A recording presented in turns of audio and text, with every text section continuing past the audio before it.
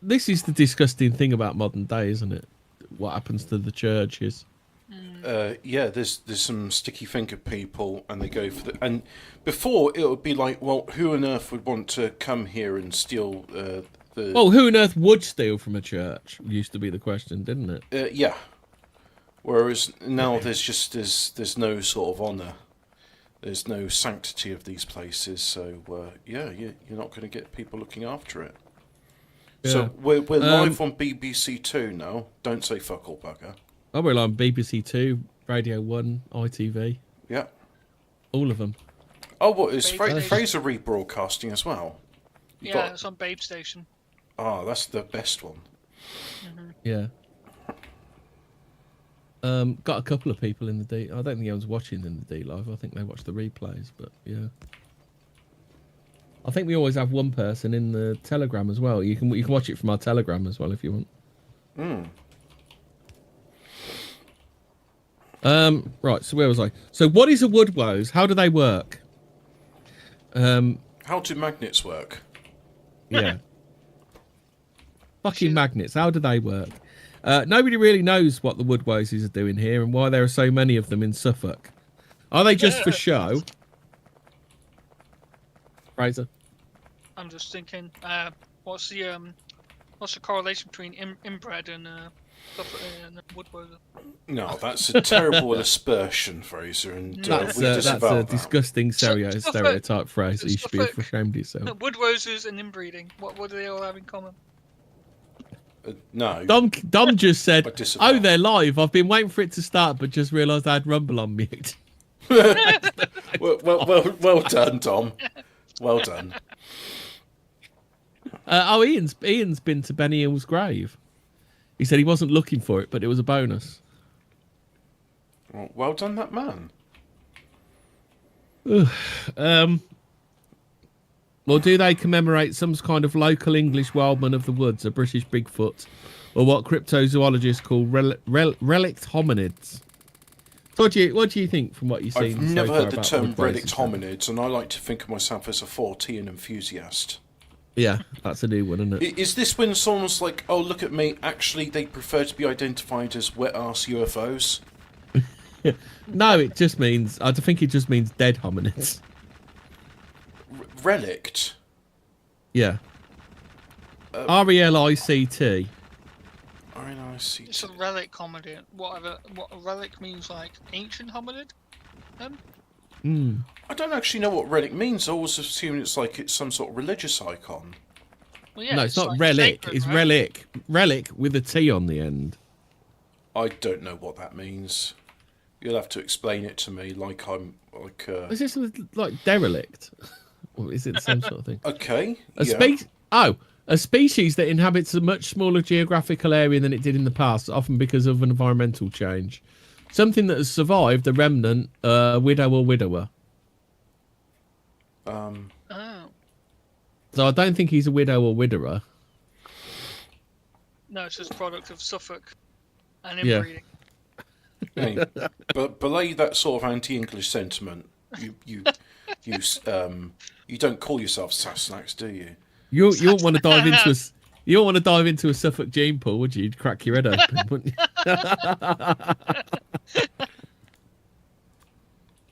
Just saying. Here comes my wife and my sister. Here she is now.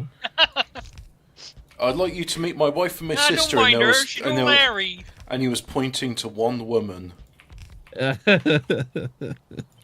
Poor old Suffolk people.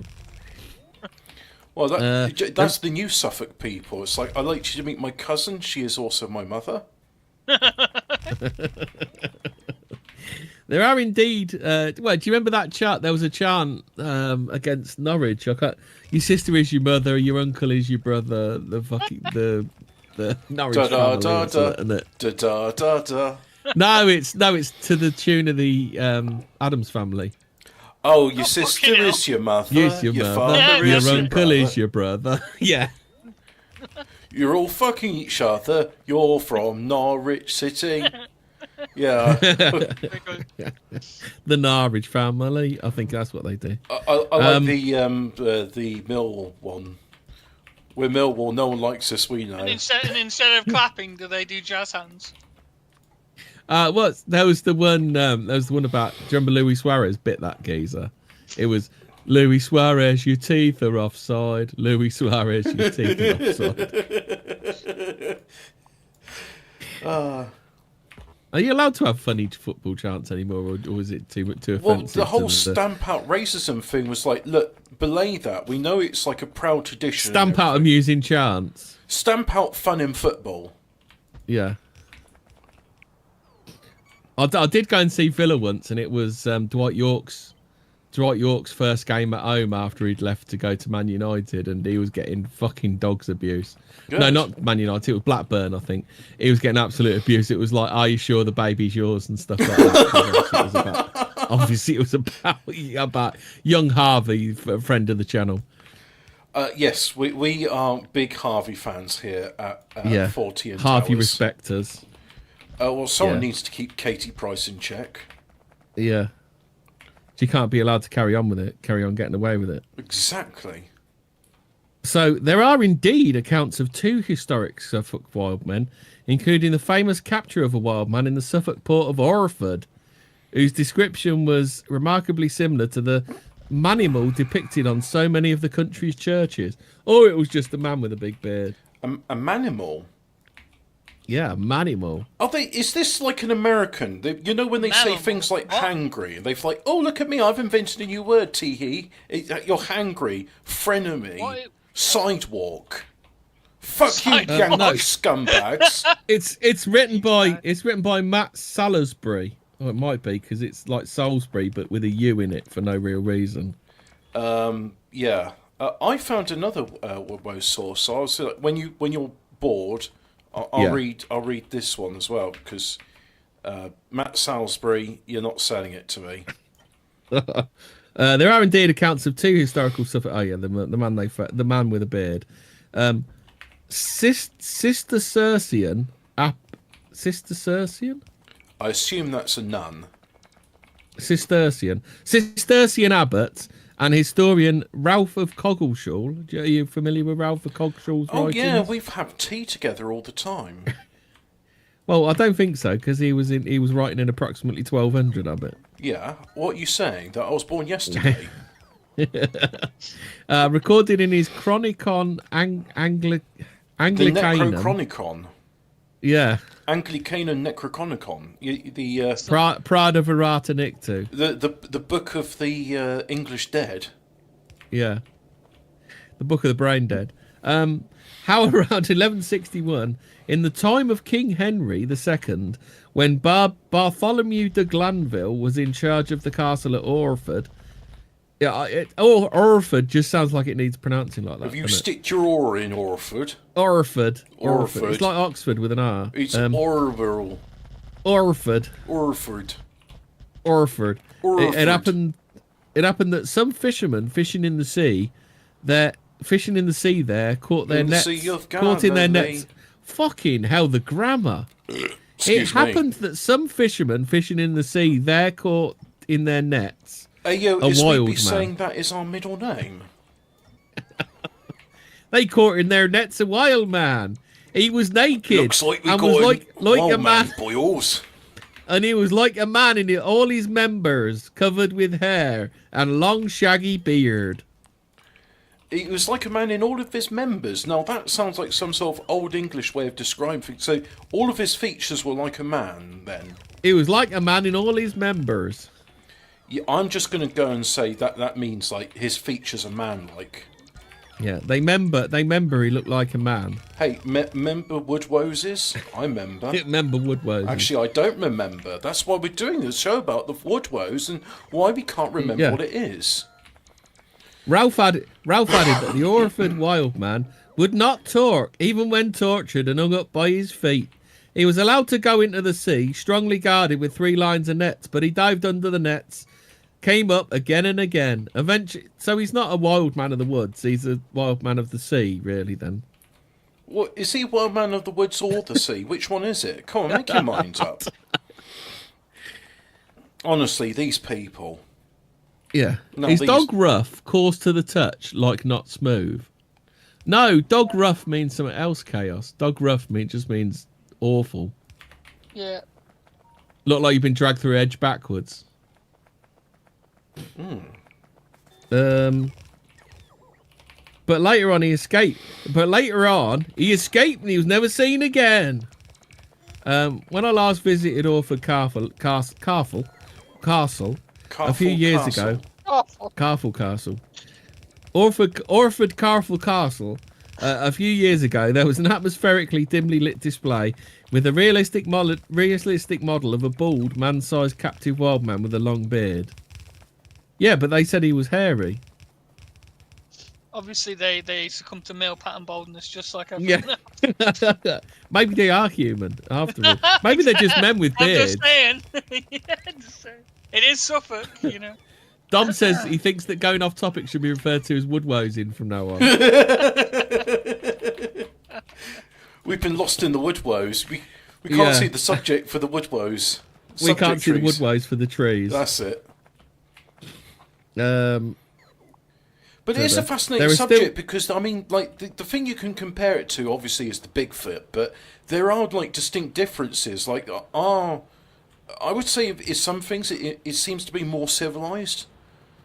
But you don't have to bullshit people making up stupid stories like you do with the Yanks. Well, the idea that, look, it wouldn't talk to us, so we tortured it, and it still won't talk to us, and it's like, it's not fighting back, it's not doing anything, it's just like, yeah, come on, what have you got?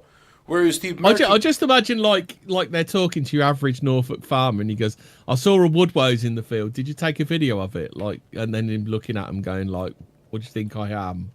Like, I saw it. That'll do. Yeah. My word's as good as my bond.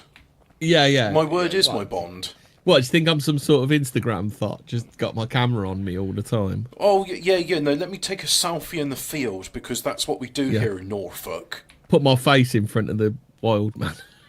Oh, I hate it when they do that. Like, look how I am the subject of this, and not the actual thing. So, there are still Woodwoses on the font at the Church of St Bartholomew in what Visits Suffolk call the diminutive gem that is Orford today. Orford. And there's a Wild Man Inn in the village of Sproughton on the western edge of Ipswich. I mean, Green Man's quite a popular pub name, isn't it? Yeah, and what it's a common motif which is not seen in European churches. It's a unique British Isles phenomena. And like I say, we don't have to make up sightings and stuff like that, do we? We just go, yeah, we had Woodwoses. Yeah, what are you going to do about it? Yeah.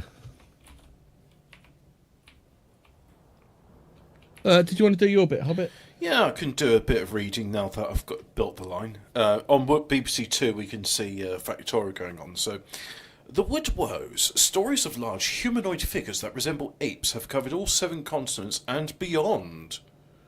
Wait, so... What does that even mean? What? All 7 continents, does that include Antarctica? Well, what about... I'd like to know about the Woodwose of Antarctica. So, it would not surprise you... Is he white like a polar bear? Does he have white hair like a polar bear? Is he a Yeti, but a southern Yeti? Is he got like a... This is what the WWF needs to do. You need a sad-looking Woodwose on a bit of ice. Oh, mate. No, don't tell me a fucking Suffolk man I would cast do, out yeah. on I an would iceberg. donate to that charity. Would that be a winner for you, would it? Fuck you, take all my money. The World Wildlife Preservation of Woodwoses and Woodwose-related species. Well, yeah, it's Woodwose Wildlife Preservation, right? Yeah. Yeah, there we go. The Woodwoses in the Wild Preservation Society Fund. Now, humanoid figures, so not surprising that even England had a Bigfoot tale. Now, of course, it's written because everyone knows what Bigfoot is. They wouldn't say a abominable snowman or Yeti or, just like the Woodwose. We got to give Sasquatch. It... Why can't they just say we have our own wild man myth? Like, why do we have to refer everything back to the Yanks? Well, it's a bit like saying that a mobile phone is like it's the iPhone of not iPhone. Yeah. Yeah. Yeah, You it's know, the Hoover. Yeah. It's the Hoover of wild men. That's it. The English version is related to the elf-like spirits that haunt the forests of its homeland. English version? What? Like it's a fucking film or something you've dubbed into another language? Oh, of course, the wild men is best in native North American habitat. No, whatever bollocks. Remade for a British audience. And there's three sources. Bigfoot remade for a British audience. The first source is bigfootencounters.com/Woodwazza. What the fuck? This is the Woodwazza. That's what they want to call it on bigfeet.com or bigfootencounters.com. Yeah. Woodwazza. Woodwazza. Or the Woodwose, or the Woodwazza. Anyway, back to the Woodwose. Oh yeah, the other source is cryptic.fandom.com's wiki Woodwose, and the other source is dorsetecho.co.uk. The Woodwose wild man is believed to live in Yellowham Woods in Dorchester. Unlike descriptions of the North American Bigfoot, the Woodwose is said to be smaller and even more man-like, which is nice. Well, of course it would. You'd expect the American version to be quite soy, wouldn't you? Yeah, well... No, they're saying our one is. Our one's the soy one. No. Our one's the civilized one. The American one is the distorted goblin one. The big feet go and get their the big woolly circumcised by the Bigfoot doctor. Now, North American Woodwose, yes, they're usually reported at 6 or 7 foot tall. So you got Woodwose again, then, Hobbit. Yep. They walk on 2 feet and appear like a man with a gorilla-like features and thick hair covering their entire bodies. Their hair is almost uniformly described as medium brown with an orange or red tint. Woodwose translates roughly to woodman. It is believed that some English surnames come from the same word, such as Woodhouse. Is that Woodman or Woodman? Ah, yes. Well, the collective of them is not to be confused with Men of the Woods, which are woodmen. Yeah, Woodman. Yeah. Woodhouse, that's it. Woodwose imagery is evident in England from the 8th century all the way to the 16th century, depicting the 16th century of the year of our Lord, Jesus Christ. Because I think they got it wrong here. Yeah, well, never mind. Depicting these men of the forest, I keep getting Woodwose by that, which seem rarely to be women. They were depicted in a variety of forms, sometimes in dramas, other times in medieval paintings and illuminated manuscripts. There are not many stories surrounding them, because people try to describe them and end up getting Woodwosed. However, in myth and illustration, they seem to be a bit more of a trickster creature. More like the one of the Fae than the They're a trickster creature, a bit. They trick us literally every time you try and talk about them, you end up getting Woodwosed. Yeah. So they're more like a Fae folk rather than the missing link. Reports and sightings of the Woodwose and their habitations... Well, hold on. Are you trying to Woodwose me? Yeah, he's Woodwosing you. They're trying to imply that Bigfoot is a missing link. Well, they're trying to say... like they always have. That's nothing new, is it? Yeah, no, a lot of people... Yeah. Yeah. It's always been hypothesised he's been... Or it's like it's an offshoot of hominid creatures. Like Homo sapiens isn't derived from Homo bigfeetius or whatever Latin for the thing is. No, before I was Woodwose, we were on the subject of there being like Fae folk. That's it. Reports and sightings of the Woodwose and the habitations claim they carried or had access to clubs, primitive pottery like bowls, and even simple bow and arrows. If threatened, they would sometimes raid small villages, taking their livestock, maybe even a young maiden or two. Well, that's interesting, because I never heard of big feet like stealing buxom virgins, so... and I've not heard of... No, there have been stories about that. Oh, okay. Yeah, well, I've not really heard much of tool use amongst the Bigfoot, so I'm thinking... No, that's the one. Yeah, the Woodwose is something of a unique entity. It's not the Bigfoot. Some folklore also connects the Woodwose and Wildman and Greenman. I think it might be a Gestalt entity. What, an egregore? I don't know what that means, but I've always wanted to say it on the show. Right. A gestalt is a swarm-like thing. It's yeah. I don't think it's an egregore because honestly, until you mentioned it to me, I didn't know what a Woodwose was, and I don't think most people know what a Woodwose was if a Woodwose would Chuck wood. Wose. Yes. So. How much wood would a Woodwose chuck if a Woodwose could chuck wood?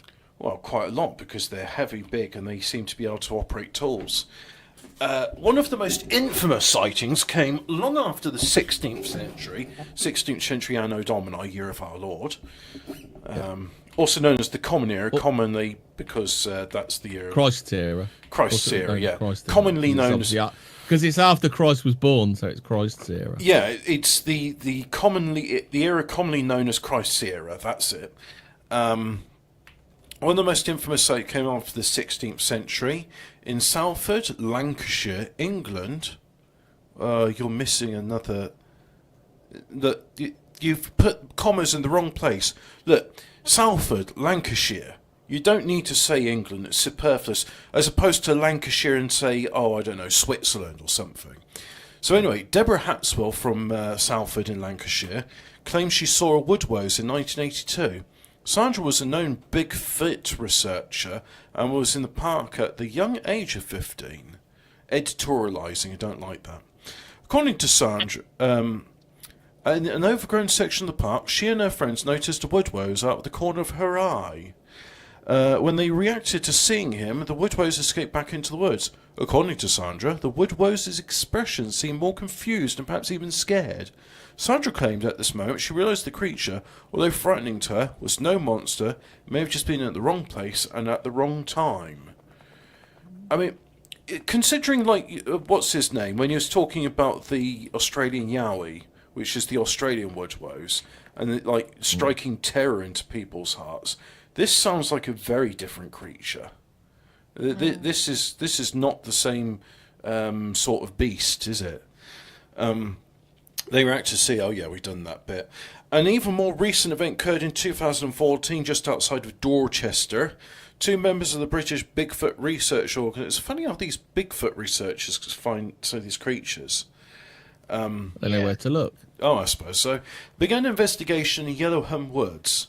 Or is that Yellowham Woods? It's got a H in there. So Yellowham Woods. Over the course of 2 Yellowham. Yellowham. I think you'd say Yellowham, wouldn't you? Yellowham. Over the course of 2 evenings, they spent the time clapping and speaking to try and lure the Woodwose out of hiding. What, is it like that NHS, do you remember the pots and pans things?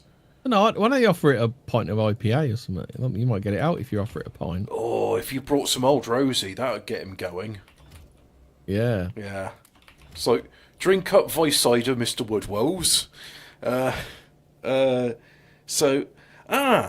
They reported they heard responsive tree knocks as well as something walking softly by their campsite. They also heard whooping howls. To them, this confirmed that there's still Woodwose traipsing about in the English forests. Thank you, Matthew G, for the blog astonishing suggestion. So, astonishing suggestion. It's blog astonishing. So I hope this is all shed light on the Woodwose, and we can now go away and. I found another source, mythicalencyclopedia.com, where it says the Woodwose is a mythological creature that has been part of European folklore for centuries. It is often described as a wild man or woman. That just reminds me of Blythe O'Brien. Wild man or woman. Mankind. Why do you keep talking about women? Or womankind. Why do you keep talking about women, Stan? Mankind is a collective noun. It includes both men, women, and children, and all that come under the type of man. Who lives in the woods and is covered in hair. Who lives in a woods like this? The origins of the Woodwose myth are not entirely clear, but many historians believe that it was inspired by ancient mythology. Okay. We made it up. It's not real. That's what they mean by mythology, don't they? I think you have like history, and then you have mythology, and then they go mythology, which means that they can then dismiss it. Yeah, exactly. What's weirder about the Woodwose is like the Yanks are like, "Hey there, buddy, I went for a beer with A Bigfoot stroll and stuff." in the sidewalk. But no one says they've seen a Woodwose lately, do they? The other thing which they don't claim about much is nobody claims they've seen Elvis for a while. He works in the chip shop, but he's a liar, and I'm not so sure about you. Do you not know that song? I don't know. Kirsty McCall. There's a bloke down the chip shop swears he's Elvis. Oh, right. Yeah. But no. He's a liar, and I'm not so sure about you. It's the rest of that lie. Oh, right. Okay, yeah. Let's have a look at Woodwose sightings, see if we can find any sightings. I'll put up some other sources where if Fraser wants to read any of them. Whilst we got you here, may as well get our money's worth. The Google has a European I found a European Woodwose sightings map on Google. Cool. Which one am I reading, Hobbit? Well, I'm just saying, like, any of those Whichever ones, one like, takes your fancy. Yeah. Like, Encounters with the wild man of the woods. Yeah, that sounds like an alright one. Okay, so we have the Woodwose or wild man is believed to live in Yellowham Woods in Dorset. Is that the one you just read? Yeah, Woods, yeah. But no, we can talk more about Yellowham Woods, so carry on. Alright. Okay. Oh, this is a different one about Yellowham Woods. So there's the Woodwose. How about this one? Croatia, strange arm discovered. Are we being Woodwosed by the Croatians? Yeah, we're being Woodwosed again. Right. Okay. Yeah. So as autumn thins the leaves in the oak trees of the hazel coppices of Yellowham Woods. Oh, this guy's really trying, isn't he? The ancient woodland adjacent to Puddletown Forest, just outside of Dorchester. This could very well be the best time of year to spot what purports to be Dorset's answer to Bigfoot. It's not Dorset's answer to Bigfoot. Look, we were around before the Yankees. The Woodwose is America's answer. The Bigfoot is the American answer to Woodwose. It's America's Woodwose. Yeah. Hobbit, if you click on that Google Maps, you can click on the individual stories, and then the stories come up. Oh, cool. Oh shit! There's even Woodwoses in Scotland. Scotland Woodwose. So in England, in Smitham Hill in 1993, the eyewitness was in the woods of Smitham Hill, Somerset, when they encountered a Woodwose. The witness said the following: "I was on a walk where the hunters normally were when I heard a snap of a twig. I thought nothing of it and continued on. Soon my dogs got agitated and ran off home, and then I became aware of a foul smell." Curry night before. It was quite quiet. At this point, smell. Yeah, Scuggy had a poo in the woods. At this point, I decided to take... Is Scuggy and Woodwose? I'm not fucking Woodwose. At this point, I decided to take a shortcut across the wood. Now I was aware of a soft breathing sound. And began to run. It was a... You want to see something really cool?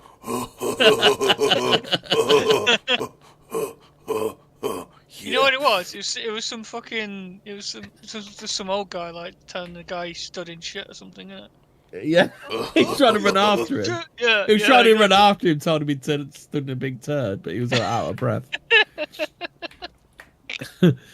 And now I was aware of a soft breathing sound, began to run, but I tripped after about 10 feet. I decided to turn round and meet my pursuer, only to see a large, about 7 foot, dark brown, hairy ape-like man. Hello.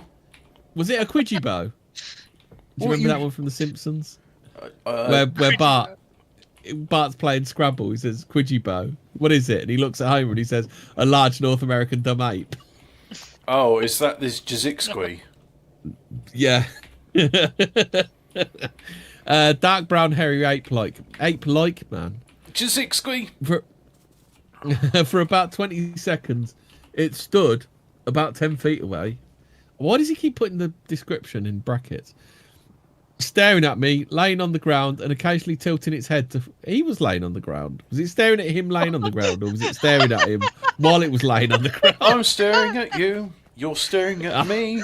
We're not Just sure imagine what's it like going on in this like a narrative. teenage girl. Yeah, Like a teenage girl, it's laying on its front in the ground. On the With his ground, it's legs got in his the hand air. in its palms and it's kicking its legs. I just Yeah. imagine it's like that, staring at him. It's got his hand on his chin and like looking, Yeah. kicking his legs. occasionally tilting his head to find out what I was. Then it moved off into the forest. I would have followed, but my ankle was in quite a lot of pain. Oh, cool story, bro. Of course, yeah. Yeah, I would have followed it, but I'd actually shit my pants, is what it was. It's definitely a strong beast, but it seemed quite placid and smart. Also, near the spot I saw it is a large treeless spot where nothing has grown for years. In fact, my house is an old mining cottage, complete with abandoned mine, where miners say they've seen strange beasts watching them, and when they came back in the morning, mining carts and equipment have been pushed over and thrown, but they always put it down to ghosts and spirits, so nobody considered Bigfoot. This is cool. This is a cool story, bro. Guys, we've got some guys looking at us in the woods. Comes back the next day. Guys, the ghosts have pushed over.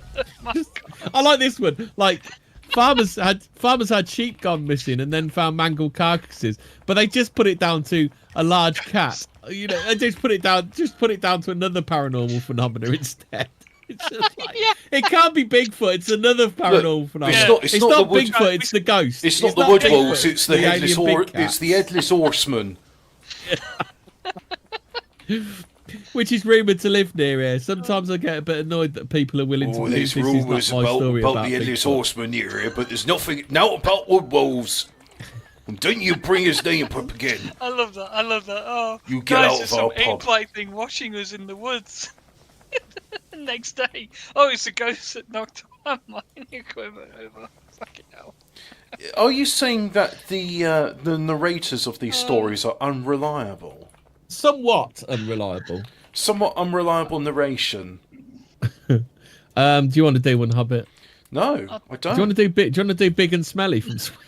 Yeah, okay. What's this? Oh, yeah. Let's have a look at this big and smelly one. Discord is asking me, do I trust Google.com links from now on? Well, that's a good question. Nobody trusts Google.com links. Big and smelly from Sweden. This report is from an area north of Stockholm. There are lots of pine woods in the air which sound familiar in the summer.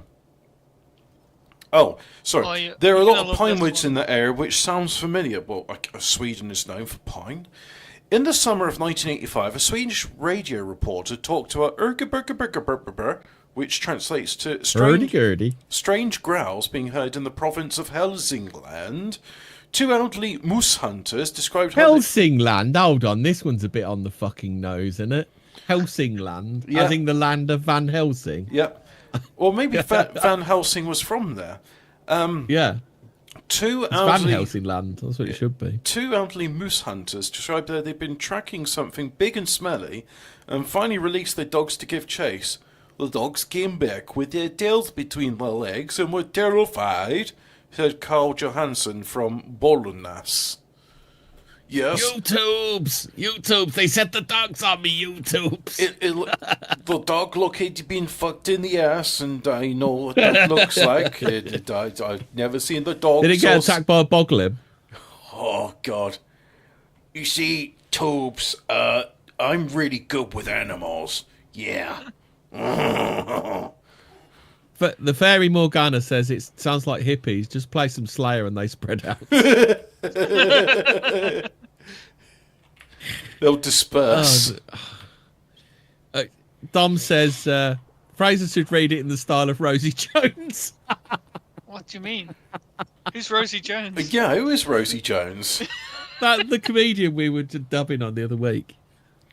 I don't remember. The one with cerebral palsy or whatever she's Oh, got. God! Thanks. No! Thanks, Ian. Dom says you mean Dom says you mean Woodwose Jones. That's worse than one of Rosie Jones' jokes, I think that is. Oh, yeah, I know what you mean now. It's coming back to me, yeah. Go on, Fraser. Which one are you doing? I'm doing Scotland. Scotland. Forever. Strange creature. The strange creature of Cromarty? Oh, you're from the area. It's however you pronounce it. From Cromarty. Cromarty Shire. Cromarty. Cromarty. It's blimey. That's near a place called Taint. No, not Taint. Tain. Taint so. Right. So Invergordon. It's near somewhere called Invergordon. Invergordon. That's where I'm going to be. Invergordon. You'll be in Gordon, will you? Down at the gay bar. These Woodwoses, I tell you what. They get around a bit, don't they? They certainly do. This account, this strange account, and the horse creature described could be misidentified as a Woodwose. Scotland forever. Walking home happily to Cromarty on the Inverness Road. After visiting a friend in the upper parish, the night was still and calm, and a thick mantle of dull yellowish clouds which descended on every side from the centre to the horizon. That's close enough. Stop! Hey, that was the longest I've ever done a Scottish accent.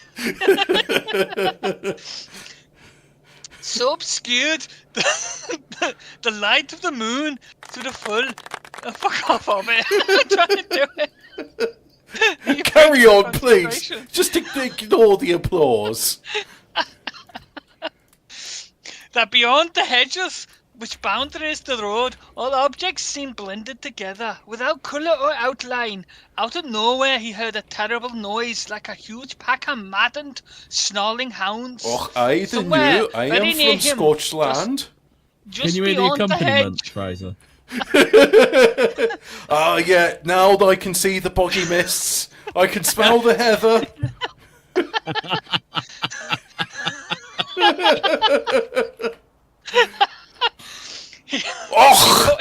He put his hands in his pockets, but there was nothing but the last of the crumbs. He showed me what he was under his kilt.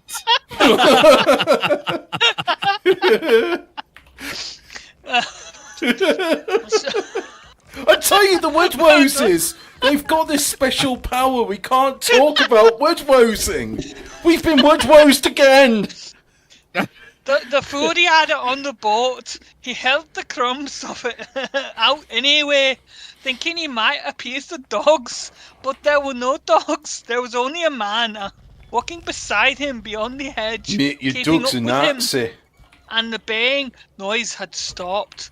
Good, he thought. The dogs must belong to him, so I'm fine. But then when he reached the gap in the hedge, he saw the figure grow and grow until it dropped on 4 legs and turned itself into a huge black horse. He quickened. Is it Horseman? Yes, the horse did too. Is it the Horseman? Stood still. Aye. The horse did too. He walked his usual speed. The horse walked beside him. I'm nearly done.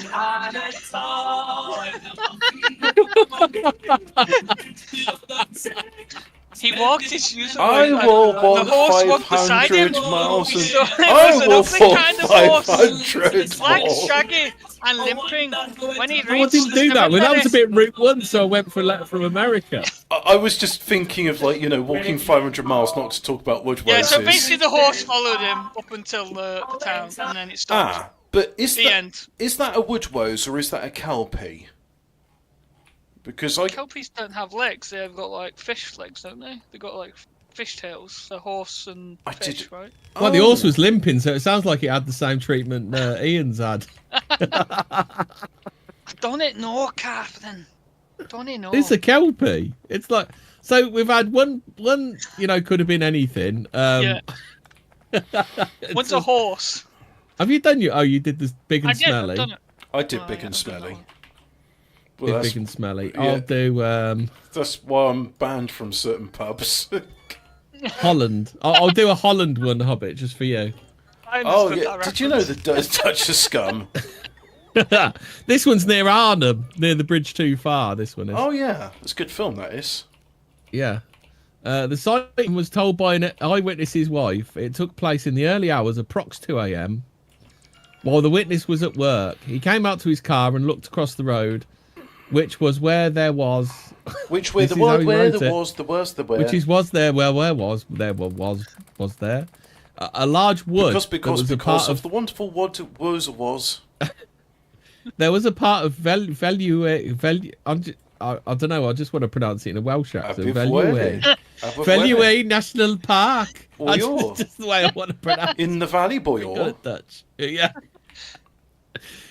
What he saw paralyzed him with fear. Aye. He was looking at an enormous kind of ape. Stop it. Big hairy ape. It was tall and covered in brown hair. And when this ape saw the witness, it turned and ran into the woods, easily leaping over a 2-meter tall fence. A whole 2-meter tall fence it jumped over. Oh, sorry. That just It reminds was me. that athletic. A whole 2 meters. That does remind me briefly of the story of Spring Hill Jack, but that's probably for another time. I actually was going to do Spring Hill Jack in with this. Yeah. Do we have time to briefly mention Spring Hill Jack? He can jump. Well, we could do him next week if you want, and then we could probably find some other Victorian weirdness to go with it. Yeah, we could do that. Yeah. There's actually a video of one. Holy shit. A real life Woodwose. A real wife. Something in Sicily, yeah. Hobbit, what are you going to do? Oh yeah, it's my turn to do one. Well, let's have a look. Yeah. Let's go back to Sverden. Bollnäsen Bigfoot, a sighting that took place just south of Bollnäsen in Sweden.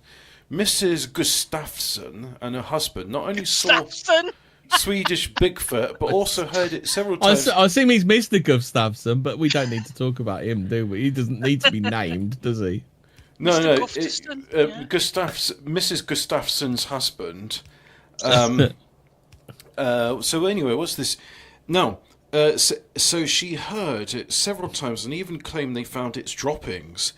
It came quite close to our cabin, and we were kind of held in the moonlight with a voice that reminded us of a human with a bass, very, very deep.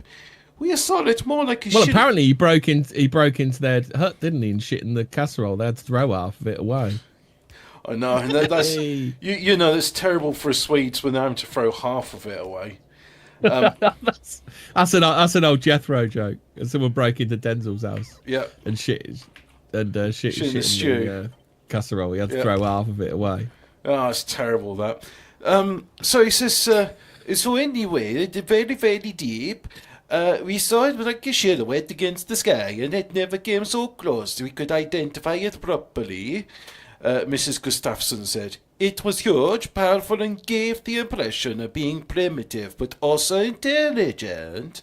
She also claims it had a whistling sound, and all times they would... She's confusing this with the kettle. And all times was either an echo or another Bigfoot answering the call.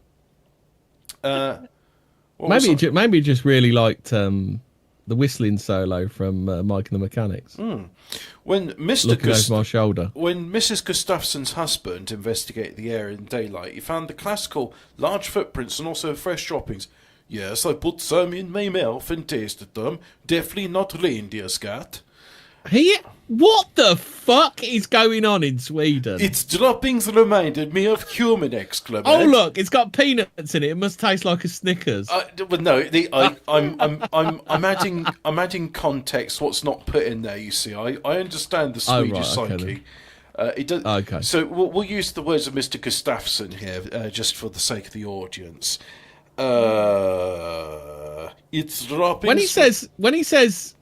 At first, I thought it was they were left in. So he says it reminds him of human excrement. At first, I thought it was, but they were left in such places a human would never go. Yes, you would never find human excrement on the top of the chimney. Does he mean where they'd never go, as in they'd go there, or whether you wouldn't poo on someone's front door? I noticed large droppings on top of the streetlight along with a shopping trolley. How do you even get the shopping trolley on the top of the streetlight? I don't know. Its droppings remind me of human excrement, and at first I thought that was it, but was where they left it in such places a human never would go. An earth found in the air, there we had seen this creature, said Mr. Gustafsson. So Yes. he does big poos in areas a human never would go, but doesn't cite examples. So I'm just going to assume, put it in the Tesco bag on the shopping trolley and threw it to the top of a street light. He put it in a paper bag on his doorstep and set a light to it. Is that what the Bigfoot? No, he made one of those large sacks out of reindeer hide, because the Woodwoses do make sacks, don't they? That's something I do remember from the last show. No, we had a big club that looked like testicles. Yeah, but they got sacks. Don't you remember the the Woodwoses' big hairy sack? No, that was his club that looked like a pair of testicles. But what about the Big Hairy Almanackers? They were on the end of the club. The club looked like testicles. I'm saying in addition to his club, that looks a bit like a bollocks. A ball bag. Yeah. The Woodwose also has a bag. So he bonks you on the head with his club, and then he puts you in his sack. His big hairy sack. I think you're getting confused with Krampus. Oh. Well, who's to say Krampus isn't a type of Woodwose? Might be. Oh, except he looks more demonic, doesn't he? He's part goat. He had the naughty kids, didn't he? He spanked them. That's German mythology for you. If you don't eat all of your Hotzenhollerin, you will get raped by This Krampus. map will be a sister map to Debbie Hatswell's UK Woodwose map. Well, how do I find that? Maybe type in Debbie whatever Woodwose map into Google. Yeah. Debbie, yeah, that would be a start, right? I don't know. Nope, it's not showing up on here.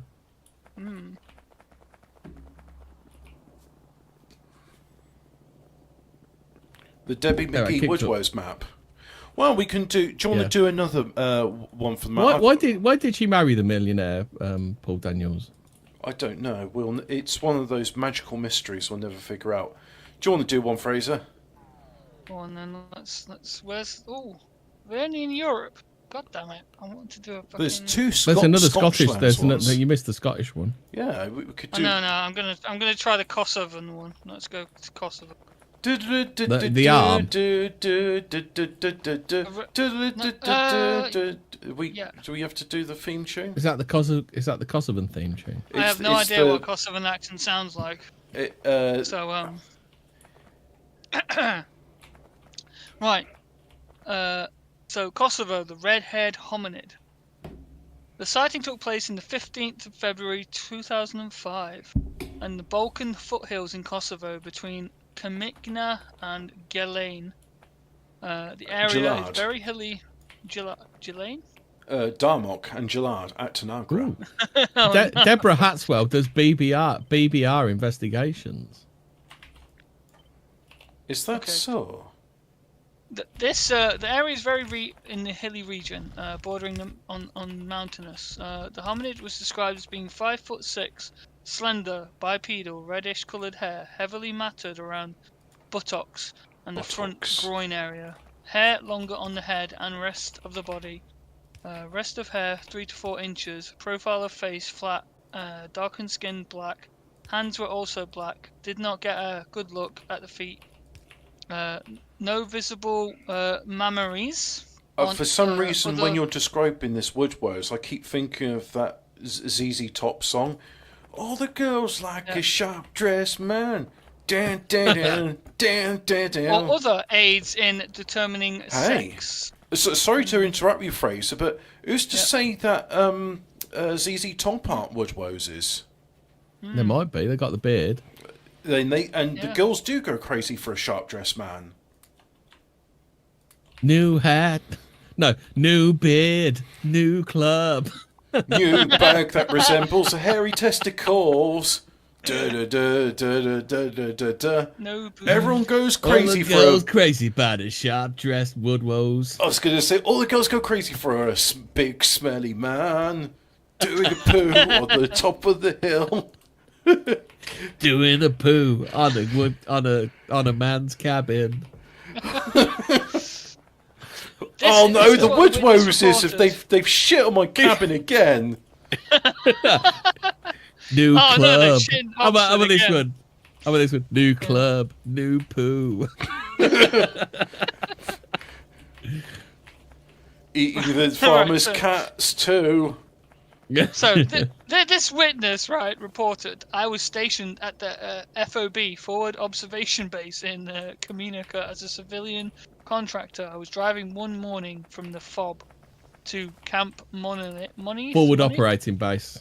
Yeah, I know that. To a distribution run and quick. Hey, here's the other map. laundry. Here's Debbie's map. Right. Oh, you found it. Okay. Yeah, it's got all kinds of stuff on there. Halfway to Camp Monteith, you drive through a heavily wooded and hilly region, but all that big and still somewhat populated. Hard The for knob me to on describe. the knob on my chest of drawers started to twist itself off.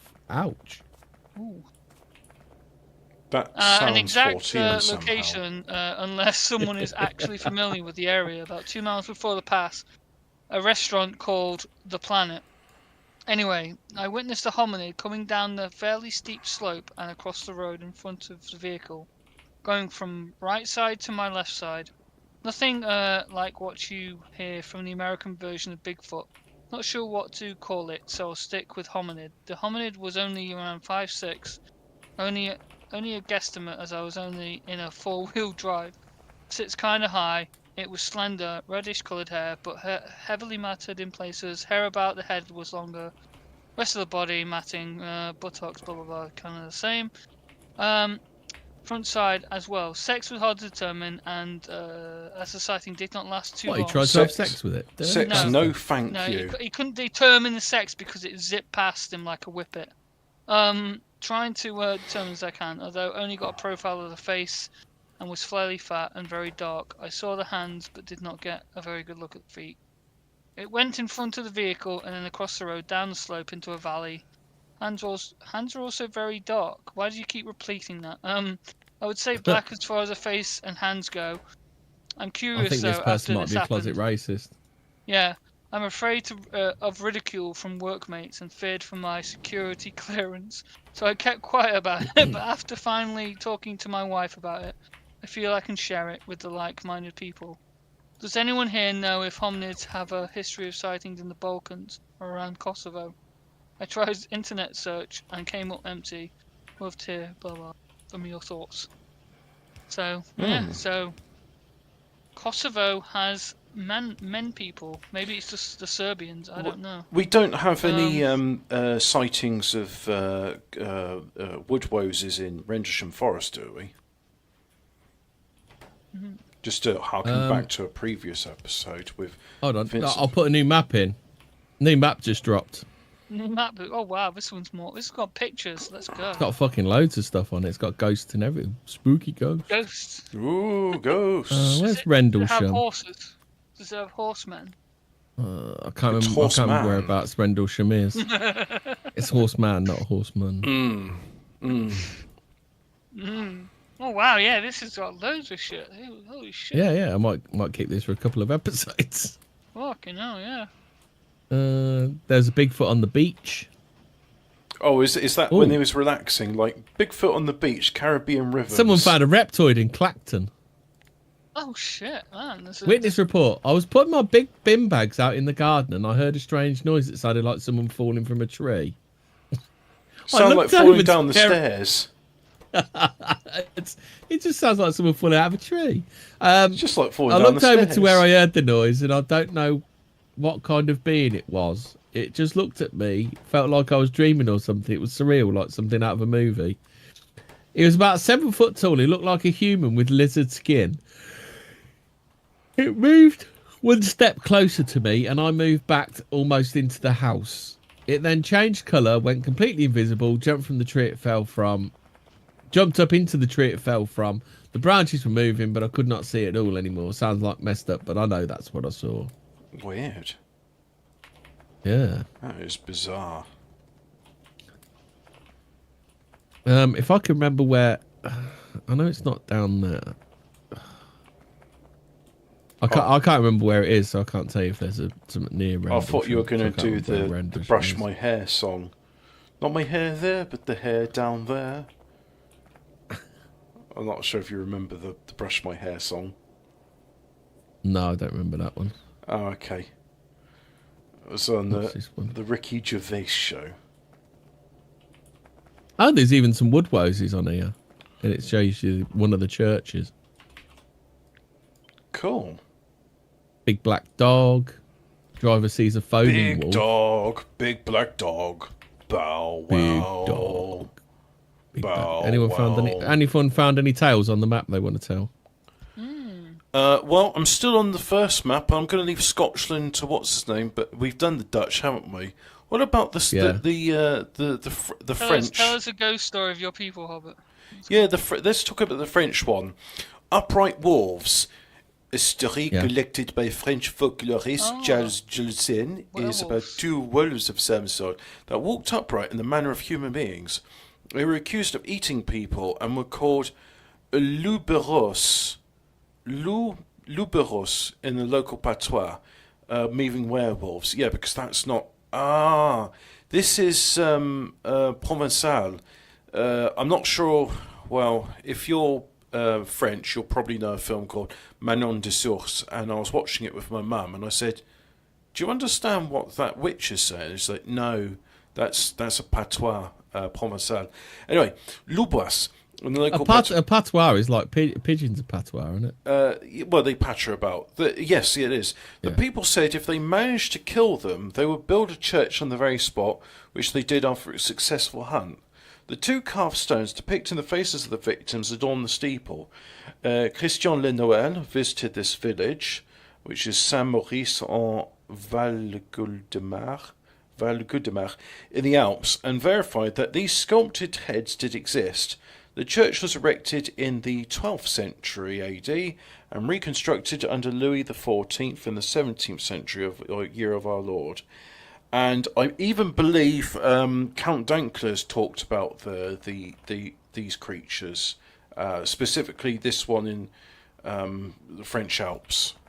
Well, we have quite a few Dogman sightings, don't we, in England? Dogman, part dog, part man.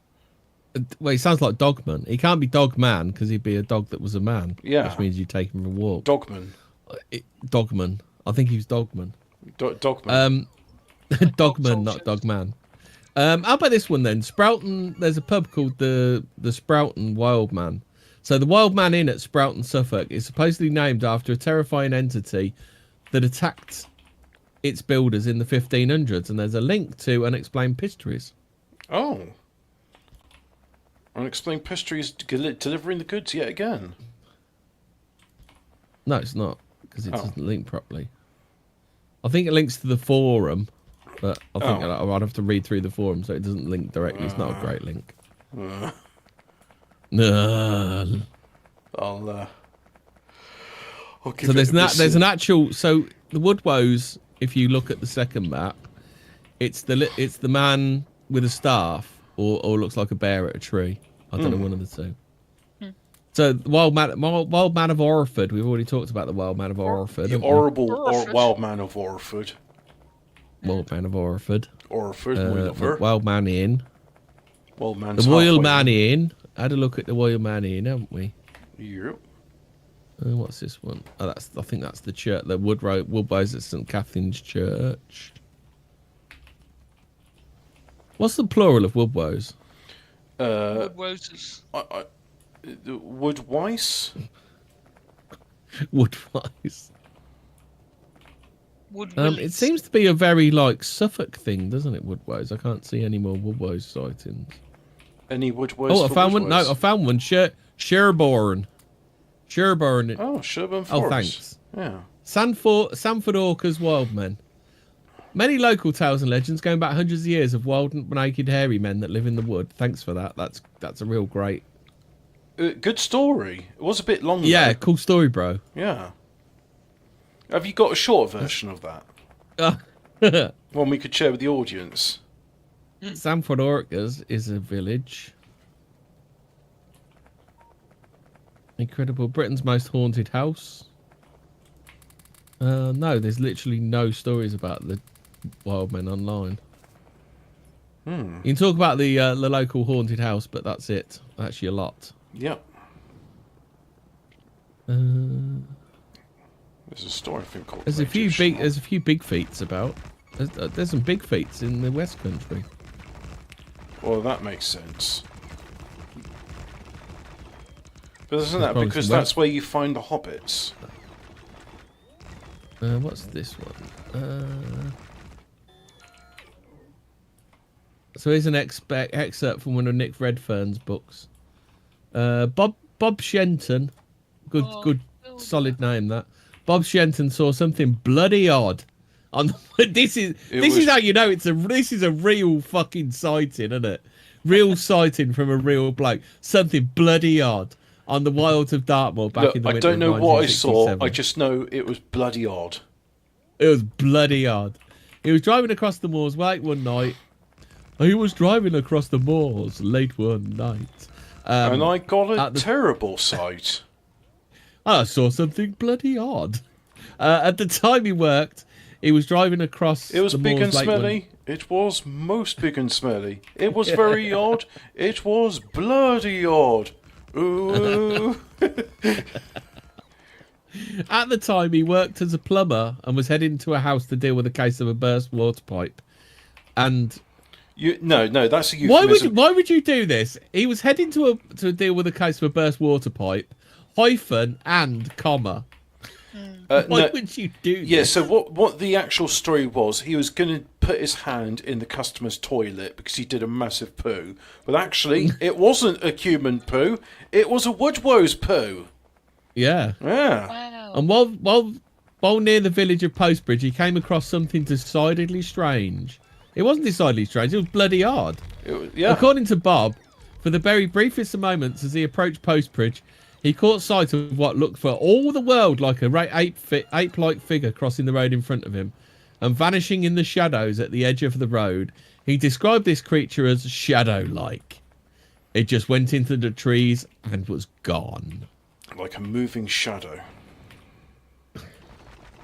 Like a blur. Like saying that's bloody odd. Bloody odd. Have you ever heard of a place called Lustly Cleave? Lusty cleaved in twain? Yeah. So Wistman's Woods on Dartmoor is a very nice place, scenic and wild. Many years ago, I learned that Dartmoor was originally covered in miniature oaks, which led me to research the area itself and any folklore associated with this area of the UK. As an avid fan of the unknown, I started looking and researching and visiting as often as I could on many camping trips. There as a young one, I used to find strange structures made like this. Oh, I need you. You need me. Oh, my darling, can't you see the word woes? They're going to prevent us talking about the word woes. The word woes. Cannot talk about the word woes. Never will be explained. The word woes. Don't like to be talked about. And that's why we can't talk about the word woes anymore. A design like a mounding grave, lean-tos, and also trees bent in to form an X shape. So they were like X-Men. Were they X-Men, were they? They're horsemen. Horsemen. Sorry.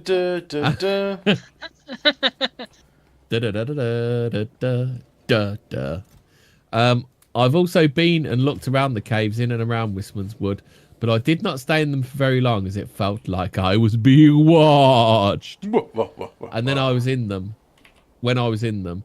Later in life, I started to think about these things that happened when I was young, and I read reports on forums and web pages about the wild men living on the moorland. Bigfoot, ? Many people think of me and the others that research this subject and the people who have had encounters as raving mad.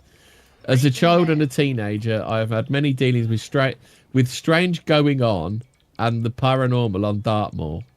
So he's only had one strange going on. He hasn't had strange goings on. The other strange going, I can't speak about them, but I've had a strange going on. Confirmed. Yeah. The paranormal on Dartmoor, things I cannot explain away easily, being watched, and the feel of something being near. Dartmoor is a very wild place and could hold more than big cats that people see up on the moor. You never know who or what is out there. Look out for that Dartmoor, because there's something out there. Feed me. Burke! Don't you be talking about Woodwose. Oh no, your lordship. Good. The wood is also said to be the kennels where the diabolical wished hounds are kept. These are a pack of fearful hellhounds who hunt across the moors at night in search of lost souls and unwary travellers. It is said they are huge black dogs with blood-red eyes, huge yellow fangs, and an insatiable hunger for human flesh and souls.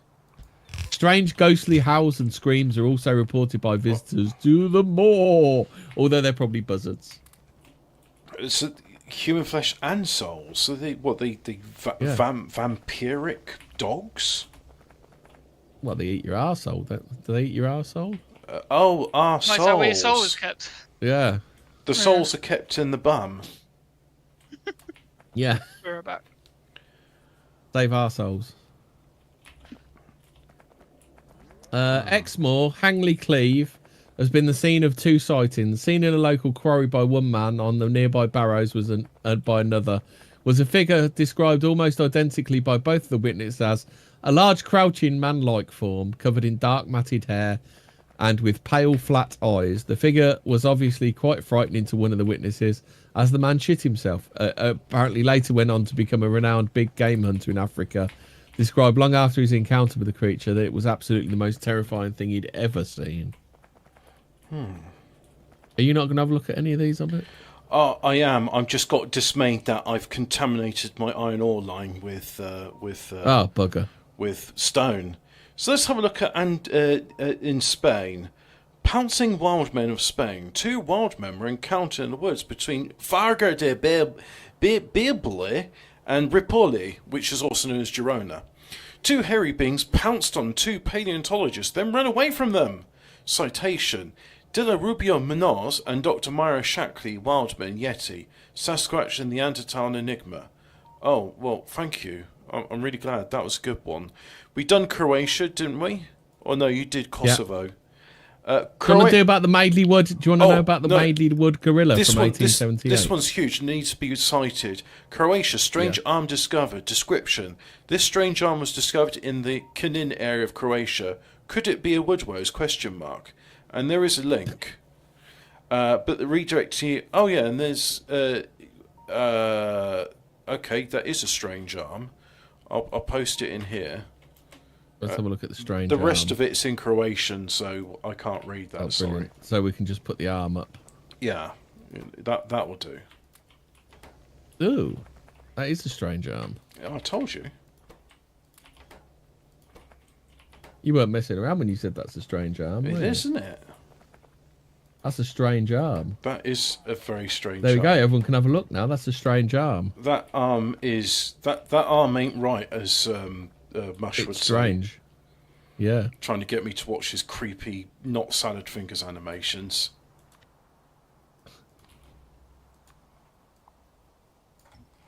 Right, where were we? What else were we looking at? Just read the headline. It's Yuki Okaloki Ninja Mijigexganka Nasala Dio Lesser Mitskog. Well, vodka lacquer. Lakadaka Durkistan. Yeah. December 8th, 1878 edition of Sheldrake's Aldershot and Sandhurst Military Gazette, and came across the following story in its pages. Capturing a gorilla in Shropshire. Yeah. For a fortnight past, the district around Maidley Wood, Salop, has been in a state of intense excitement by the alleged depredations committed by a gorilla, which is said to have escaped from a wild beast menagerie travelling to Bridgnorth. The animal was stated to have first made its appearance in the neighbourhood of that town, where in the darkness of night it was seen by a clergyman and a policeman, both of whom fled. I don't know why I did it in the style of the 1930s. They fled, see? They fled, see? And that's the way it's going to be, see? I'm going to get you, damn dirty ape, see? See?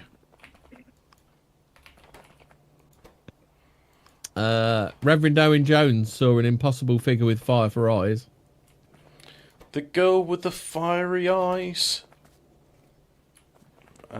She's got impossible fire for eyes. That's but I was Dom trying to said do. he lived in She's got Betty Davis eyes, but Dom said he lived in Aldershot, for I would wish it on anyone. I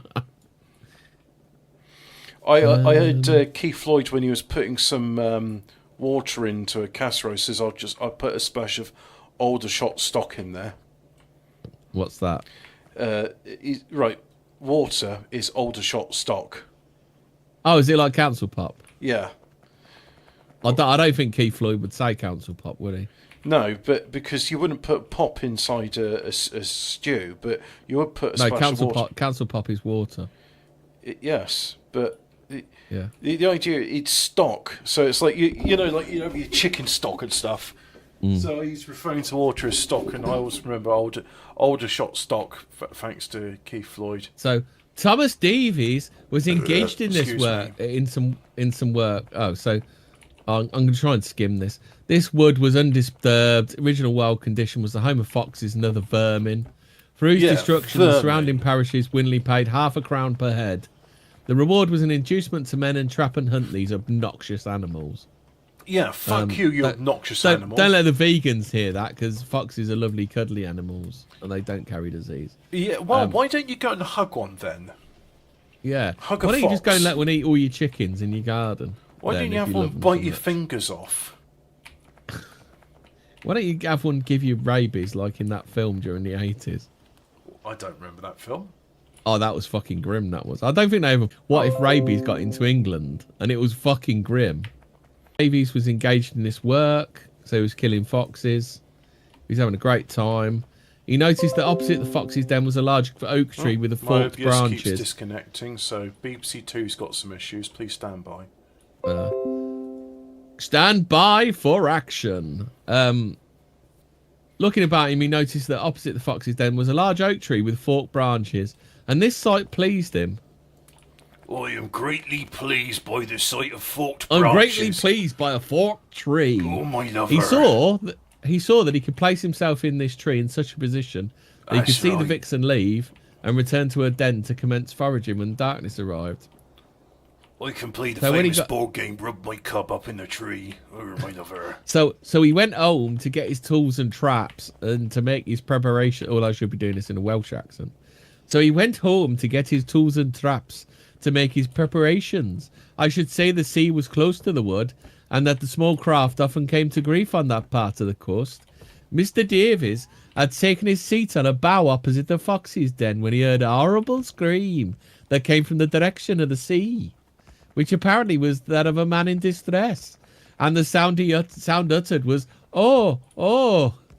I don't think the wild man was killing him. Thus, Davy's attention was divided between the dismal and his fox. This is he's doing something to Mr. Davies and his fox. What does he do? Does he want to go and see what Mr. Davies is up to? Or does he go and see what the fox is up to? Or does he wait for the fox to come out? But as the sound was far away off, he felt disinclined to heed it. He therefore did not leave his seat on the tree. But the cry of anguish every now and again reached his ears. I'm still here. Evidently it was approaching the tree. I'm in pain. Oh!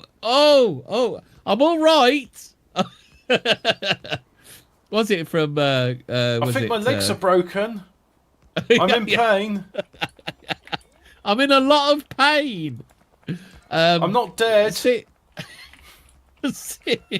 Sitting there, he now listened to more to the awful sounds, which at intervals reverberate through the wood, and he could no longer be mistaken. So this bloke's been getting fucking, I don't know, whatever's been happened. He's had his lasagna punched right in. He's been woodwosed. He's been fucking woodwosed, but not in a good way. No. For about 15 minutes, and this bloke's like, oh, for fuck. Well, he shut the fuck up. He's ruining my fox hunting. Nearer and nearer came the dismal, and with its approach, the night became pitch dark, and now the, it was only a few yards off, but nothing could be.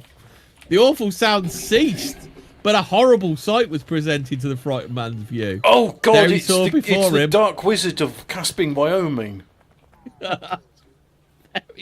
There he saw before him a nude being. Oh, fucking hell, it is what we thought it was. Hello, my lover. With eyes What are you doing burning here? like fire. Hello.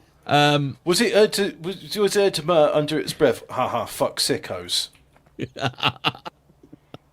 And these glittering balls of fire were directed towards him. The awful being was only a dozen yards or so off, and now it crouched, and it now stood erect. What? This is easy. Whoa. What's it? What's All this? right, 50 Tiger, Shades of fucking Woodwose. hell, yeah. Is this 50 Shades of Woodwose? Well, or something, the grunting was, it was leaving someone, wasn't it? Oh, yeah, yeah. But it never, for a single instant, withdrew its terrible eyes from the miserable man in the tree, who would have fallen to the ground were it not for the protecting boughs.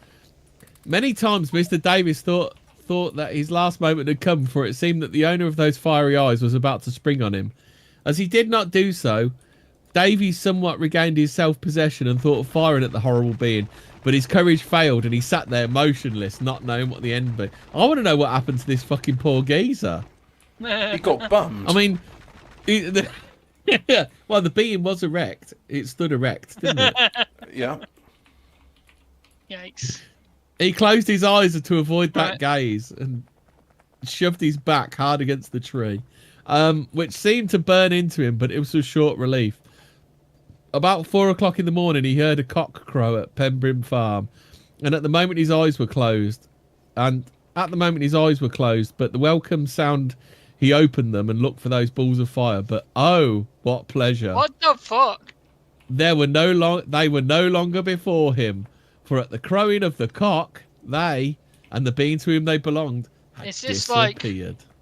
Is this like fucking the What about the poor bastard by the sea that got fucking bummed to death? They don't give two shits about him, does he? And he was never heard from again. Yeah. Dear. Dear me. What the Okay. In this Welsh folklore, 1887, Elias Owen tells the following tale related in by Reverend W.E. Jones. Of course it's a Jones. They're all fucking Jones. They're Jones. The rector of Bilchow. I'm not very good at near Denby. Richard Roberts. Coderail Bilchow. Are you alright, Hemmer? You having a stroke? Feels like it. Feels like it. It'd be a hell of a Scrabble score, wouldn't it? When a young man worked in Flintshire, and it's about Scrabble, but it's just Welsh place names. No, too many L's. When Plus, a young you man need a worked board which is 10 times the size of the existing Scrabble board. especially if you do that. Landlady, go. Yeah, I know. Yeah. One. So instead, Do you know what that name a young man worked in Flintshire. means? Oh, wouldn't it be? Right, now finished having a stroke. Yeah. When a young man worked in Flintshire, and instead of going to a place of worship on Sunday, he got into the habit of wandering round to the fields of that day. And this is where I love how language changes over the year. One fine autumn Sunday, he determined to go a nutting. What? Wait, he's hunting for nuts. Yes. It's like, for example, now YouTube. I'm describing here the process of collecting a bundle of sticks of firewood. Yeah. I have gone faggoting before. Yeah. Yeah. Have you ever gone nutting and faggoting? No, the place where I go faggoting doesn't have nuts. Oh, okay. Yeah. So you can't go nutting in faggots then? Well, why would you put your nuts in a faggot? You're going to burn the faggots. Yeah. In a fire. He came to a wood where nuts were plentiful, and in a short time he filled his pockets with nuts. But perceiving a bush loaded with nuts, he pushed out his hand. He put out his hand to draw the branch to him, where he observed a hairy hand stretching towards the same branch. The hairy Is this hands. like one of those romantic comedies where they touch at the same time and then they go on dates and stuff? I just keep thinking of Father Jack's hairy hands. As soon as he saw this hand, he was terribly, terribly frightened. And without turning round to see anything further of it, he took to his heels, and never afterwards did he venture to go nutting on a Sunday. Well, you're not supposed to. It's the Lord's Day. You shouldn't be nutting on a Sunday. No. Richard Roberts told the tale to Mr. Jones, his rector, who tried to convince Roberts that a monkey was in the bush, but he affirmed that Satan had come to him.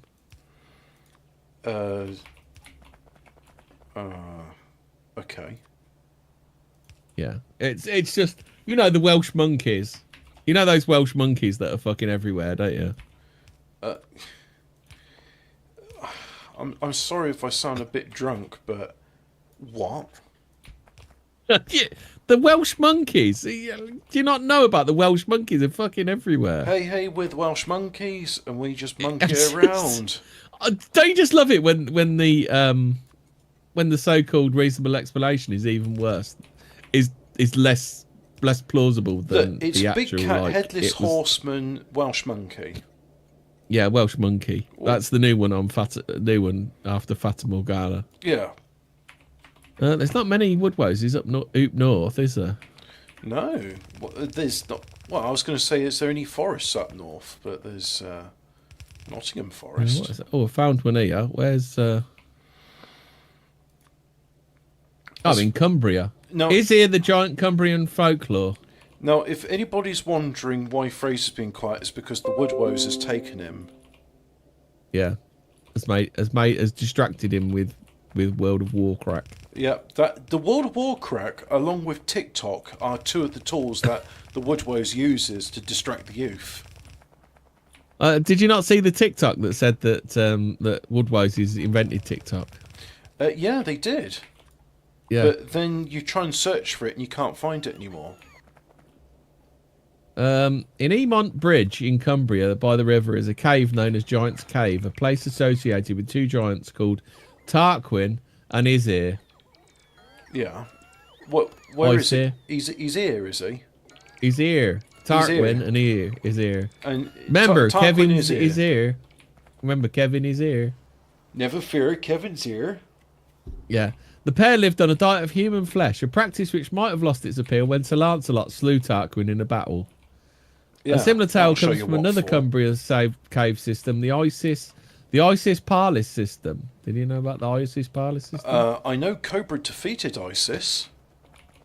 This cave system was once home to a giant named Hugh Cesario, who either fought on the side of that a good real or took giant's local name? men and women and farm animals back to the cave to snack on.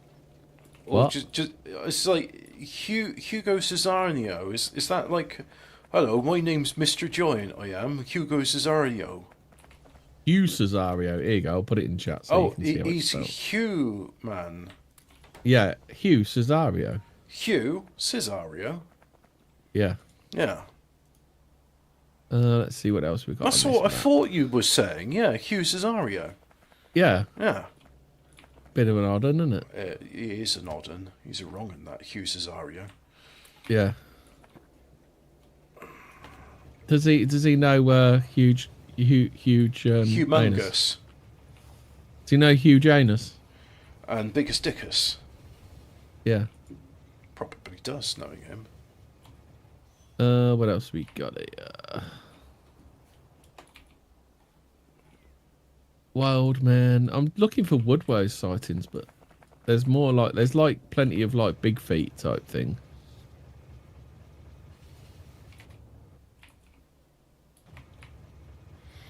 Well, they're wild man sightings, aren't they? The Woodwose is just the good civilized one, Yeah. as opposed to the Swedish one, which is big and smelly, and he did a Yeah. shit in our cabin. He shit on my cabin roof. It is a nightmare to clean. Yeah, look, I found was a scrubbing it Find a couple all of Scottish morning. one. Satras Caledonia man monkeys. Oh yeah, the good old Satras Caledonian man monkeys. Isn't that a Yeah, bit yeah. of a slur these days? Yeah, you're not allowed to say that. It's a bit like porch monkeys, isn't it? Yeah. Yeah. So the British monkey, And moon crickets. the common British monkey, which is just everywhere. Well, they tend to congregate in Brixton. I'm often told there are no historical links to a hairy man monkey in the British Isles, and I can understand why even my own countrymen have no knowledge of them. That's because they don't happen. Yeah, because we made it up. It Oh, never Green happened. Man and Brown Jack. Have you ever heard of Brown Jack? No, who's Brown Jack? He's like the Green Man. Let's see what Brown Jack And is. not to be confused with Spring Hill Jack, who's someone else. No. Brown Jack is a thoroughbred racehorse. Oh, okay. Thanks, Wikipedia. Yeah.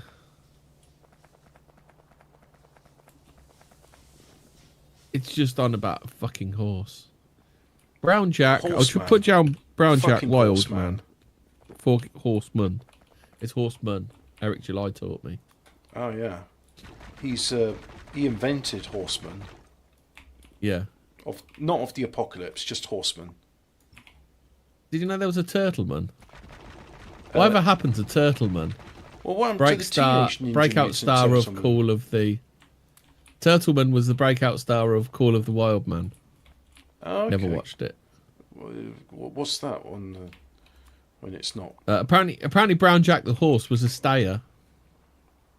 Is that? Your Brown Jack, is he a goer, is he? Is he a goer?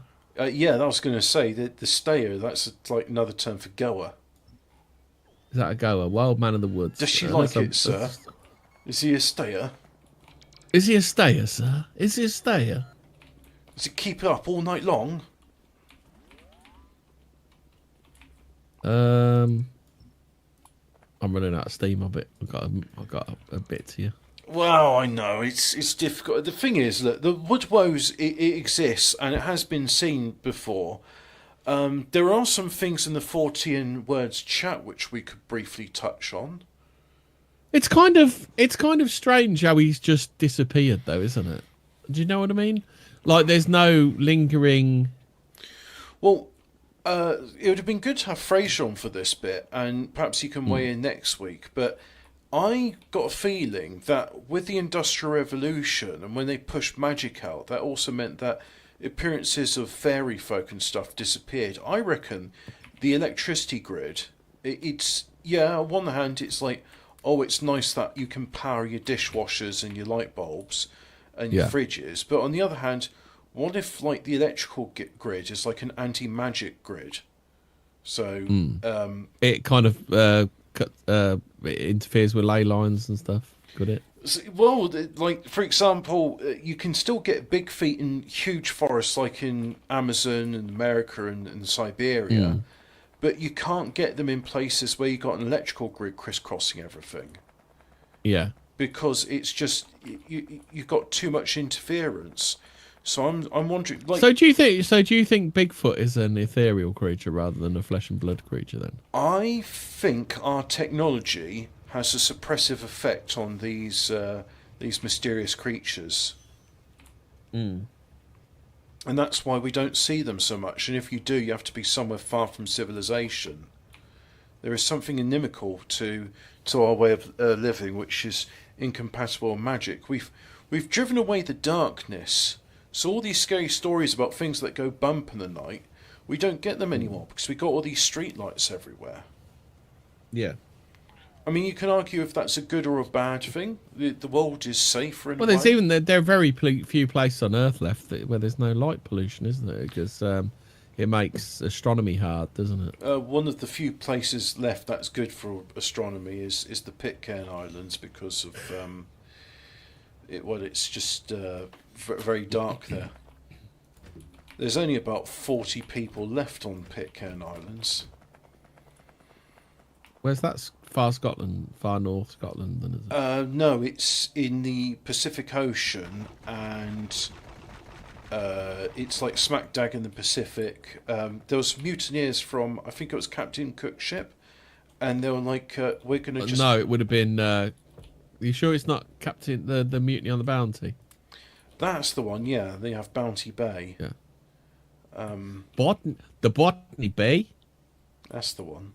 Yeah, you know the story. Was it on Alpha Ceti 6? No, it wasn't anything to do with hitchhikers. Da, da, da, da, da, da, No, it's Star Trek 2, the Botany Bay. The Botany Bay was Khan's ship, weren't it? Oh, okay. I thought, well, there is. I think there's a reference in Hitchhikers as well. Alpha Ceti 6. That's where they dropped Khan after his disastrous first appearance in the. Do you remember when Dr. Fraser Crane was on the Enterprise? No, I've never really watched that much. They don't know what TNG. to do with those Toscalid and warp cores. No, he's not in TNG. He was in one of the Star Trek movies. Oh, was he? Okay. Yeah. I remember when Christian Slate was in it. Christian Slate was in one as well, wasn't he? What was the thing? I was just trying to think, like, they should have had him as communications officers, like, go ahead, ship, I'm listening.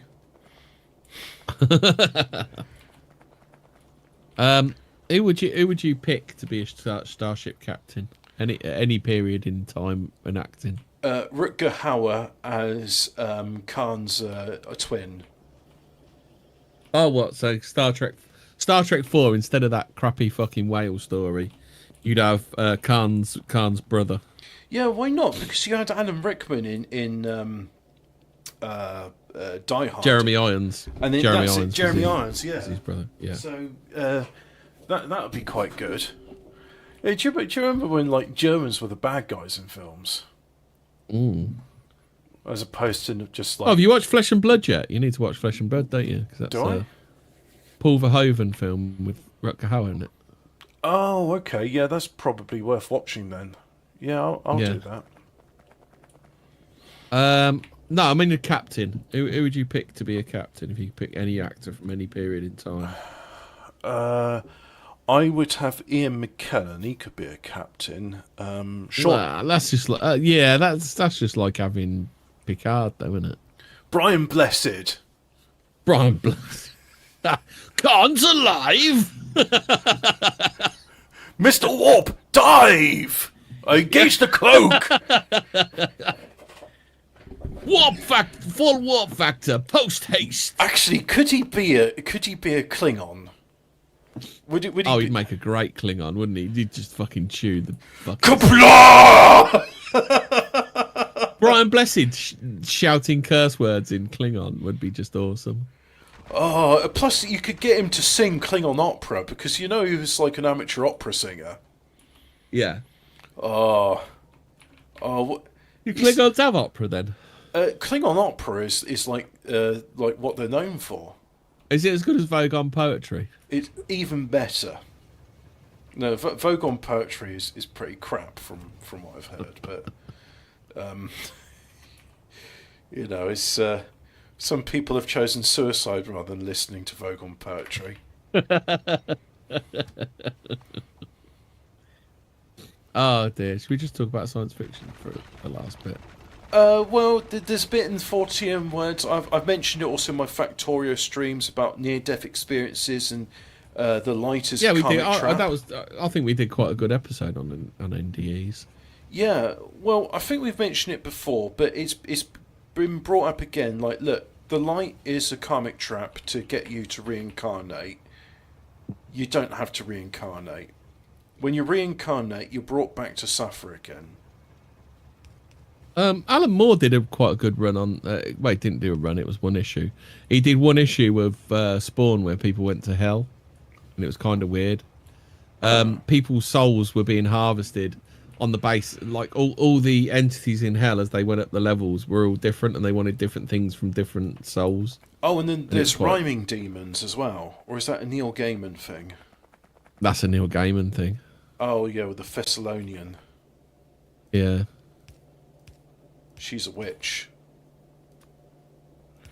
I don't think I've read Spawn. I read Swamp Thing. The early Spawn's all right, but it just kind of goes on a bit. There's some quite interesting stuff in it. It's like Spawn meets Houdini, and there's a whole thing about the atom bomb testing and releasing demons and stuff like that. Yeah, that sounds about right. Yeah, so there it opens a portal that demons can come through or something. I mean, that kind of is what it does. Yeah. So what else is there in the Fortean chat? So, yeah, there's a big bunch of stuff about is the bright light you see when you die trapped to reincarnate. Oh yeah, the Rajneesh movement. Have you heard about this? Vote rigging by pooing in the salad so the opposition can't vote. What? So, have you ever heard of a guru called Osho? No. The Rajneesh movement is a religious movement inspired by the Indian mystic Bhagwan Sri Rajneesh, 1931 to 1999. Bhagwan, my good man. Yeah, I think Brutus might have followed him. He was also known as Osho. They used to be known as Rajneeshs, or Orange people, because of the orange they used from 1970 to 85. Members of the movement are sometimes called Oshoites in the Indian press. The movement was controversial in the 70s and 80s due to the founders' hostility first to the Hindu morality in India and later to Christian morality in the United States.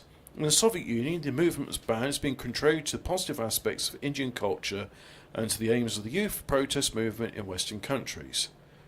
Alright, that's in the Soviet Union. I do like the picture. Rajneesh and his disciples in Darshan at Pune. At Punana.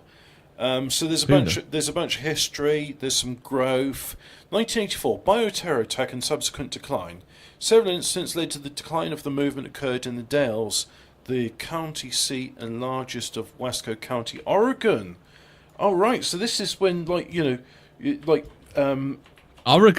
That's where the gorilla ended up. What's his name? From the God's Banker episode. Oh, really? From the God's Banker episode, Hobbit. Oh, yes, the God's Banker. Wait, did you say God's Banker? Yes, the God's Banker episode. Oh, wrong one. No, that's not God's Banker? God's Banker? No, I'm not doing it. I've just closed the soundboard. But yeah, no, so... The well-meaning people of Oregon accepted these Indians into their home, and what do? They pooed in the salad. So they purposely contaminated salad products with salmonella at local restaurants and shops. Why? Well, don't they still do that to this day in Indian restaurants? Yes, but it's not for vote rigging reasons. It's just. But it's not intentional. No, it's part of the service, sir. God, they are a lovely people, and I won't hear a bad word said about them, because my Prime Minister, #my Prime Minister Rishi Sunak, would be upset if I did. The Met Office warns of extreme space weather. Space weather from space. Was that the world of tomorrow? Clown X was talking some nonsense the other day. No, he was talking very rational things. How dare you say that about Clown X? Holly Valance still looks good. Yeah, Holly Valance looks good. Oh, so anyway, they did poos in them. The action result. I put this one in. It says if you know what the cube represents and the one-legged costume, then you're wide awake. I'm pretty sure I know what the cube is, Kabbalah, isn't it? But what's the one-legged thing in? Just sort of circling back onto Indians pooing in food. 751 people were poisoned by this act. And as a result, the motivation of the attack was to rig the local election, allowing the Rajneeshs to gain political power in the city and county. So the idea of nobody else can vote if we make them all have the Delhi belly. Oh, actually, can you scroll up to the picture of what's her name? The little child model that got murdered. John Benet Ramsey. Do you recognise that person on the left of the picture? Or you can just have a look on screen or put it up. Yeah, I was going to say, because I don't know. Does that person on the left of the picture look familiar to you, Hobbit? Just give me 20 seconds for it to load, or however long it takes. Because, you know... She may have been done for trafficking nobody to anybody. Oh, that sort of person. Yes, that person. Does she look familiar to you?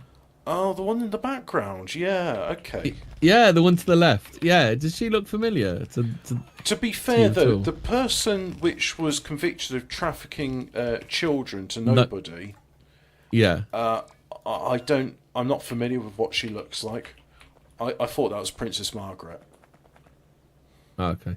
So, but yeah, it does look like I've watched a few documentaries about her, so I know what she looks like, and it does look like the person who was convicted of trafficking nobody to anybody. That's it. It's weird to get like you've done. Oh shit! This is my favourite thing. Did you know that the dad's army curse is finally over? It's been broken. Because they're all dead. Can't be cursed if you're all dead, right? Pike died the other day. Don't mention. It was your cursed name. from the beginning, I tell you. Don't mention the name Pike. Yeah, don't mention her name, Pike, or her dad. Don't give him your name, Pike. Your name will also go on the list. Do you remember when? One of the funniest things I ever read was. Do you remember when? Was it Starbucks started writing your name on the cup? And you could put your name as double. Oh, I'm not allowed to say that word in YouTube. Yeah. So somebody said. So the Starbucks employee said, "What's your name?" And someone from the back shouted, "Don't tell him, Pike." Oh, I like that. I love the British sense of humour, don't you? Yeah. So they're all dead on Dad's army. The production was cursed. The curse is the curse is lifted. Yeah. Yeah, but at the same time, like people like Godfrey, it's like you're on your last legs to begin with, so it's like, you know. Hobbit, you're blowing the fucking gag. Oh, I'm sorry, but you know. Most of them had died mysteriously by the 80s, Hobbit. Mysteriously, they died. Oh, right, yeah, mysterious causes, yeah. I tell you what, it is proper Fortean, like the strange deaths of, Yeah. of the people Dying in their sleep. Yeah. Most of them died. It's no, the weird one is like what's his name? The Spiv. Let's have a look. I can't remember his name. Sergeant He was the Walker? first one to die, although he was one of the youngest, weren't he? Lung cancer, wasn't it? Hold on, let's have a look. Let's have a look at the Dad's Army curse, shall we? He always had a fag on the go. But enough Yeah. about Pike's bumhole. Yeah. Don't tell him, Pike. Arthur Wilson, Clive Dunn, Fraser, no, it weren't him. Joe Walker. Okay. Yeah, so he had a sudden death in 1973. Let's go through them. Mannering, Arthur Lowe. He was born in 1945 and died mysterious. Fucking hell, he weren't even that old. 45 to 82. That's not even. He's not even 50 years old. Yeah. Wait, 45 to 82. That's. Oh, sorry, that's years active. Sorry, I'm looking at the wrong bit. I was going to say, 1915 to 1982. I don't think he was in his 40s when filming Dad's Army. Yeah. I thought that was a bit weird. Sorry, we're looking at the wrong bit. 1915 to 1982. Arthur Lowe. Yeah, that sounds more like it. That's not a bad age, is it? John LeMessurier. You remember what's his name? He was knocking off Pike's mum, weren't he? That was implied, but yes. It was heavily implied, weren't it? And he always used to say, "Do you think that's wise, son?" Oh yes. Oh, the one where like he says, "Oh, sorry, I was late for the drill there this morning. Where were you, Lieutenant?" You know, they all died about the same year. John LeMessurier died in 1983, 1912 to 1983. Was there like? Maybe it's not a joke. Maybe it's not a joke. Maybe there is a curse. I always thought like the production of David Lynch's Dune was cursed because a lot of those actors ended up dead afterwards. It's Clive Dunn. You remember Clive Dunn? He was. I mean, the one which always got me on that is the guy playing Duncan Idaho is barely older than Carl McLachlan, who played Paul Atreides. Yeah. So then you had Clive. You remember Clive Dunn? Was Corporal yeah. Lieutenant? Was he? Yeah. Jones. He had a good innings. 1920 to the 6th of November 2012. Yeah. Oh, I think I Nearly remember 100. his passing, because I remember, might have heard Yeah. it on the Do you radio. remember Grandad? Do you remember he used to be Grandad? Did you ever see that kids program? No. Sorry. John Laurie, who was Fraser. Blimey, he was born in 1897, pre 20th century. Fucking hell. He was a Victorian. Yeah. Died 1980. Wow, that is a good that's- innings. That's Private Fraser. When questioned on... we're all doomed. That's we're all doomed. When questioned on what gave him longevity, it was like my disdain for the Sassenachs and my avoidance of Woodwoses. We're all doomed. Well, I'm and doomed then- if you talk to the Woodwose. James Beck, he wasn't old at all. 1929 to 1973. Or was he the put that light out warden? No, he was the Spiv. Wait, I thought the You're not Spiv was Spiv. Walker. Yeah, that is Walker. That's what I just said. No, you mentioned Walker like earlier. Oh, I did, yeah, but I've gone in order as it is on the page. Okay, yeah. You mentioned it once, but I think you got away with it. Yeah. Doesn't say about the combination of heart failure, renal failure, and pancreatitis. Fucking hell. I think at that point you can just say. I think he definitely wanted to check out, didn't he? I think at that point you can just say critical organ failure. Yeah, that's just like massive failure, isn't it? So he fell ill while opening a school fete in aid of guide dogs for the blind. What a way to go!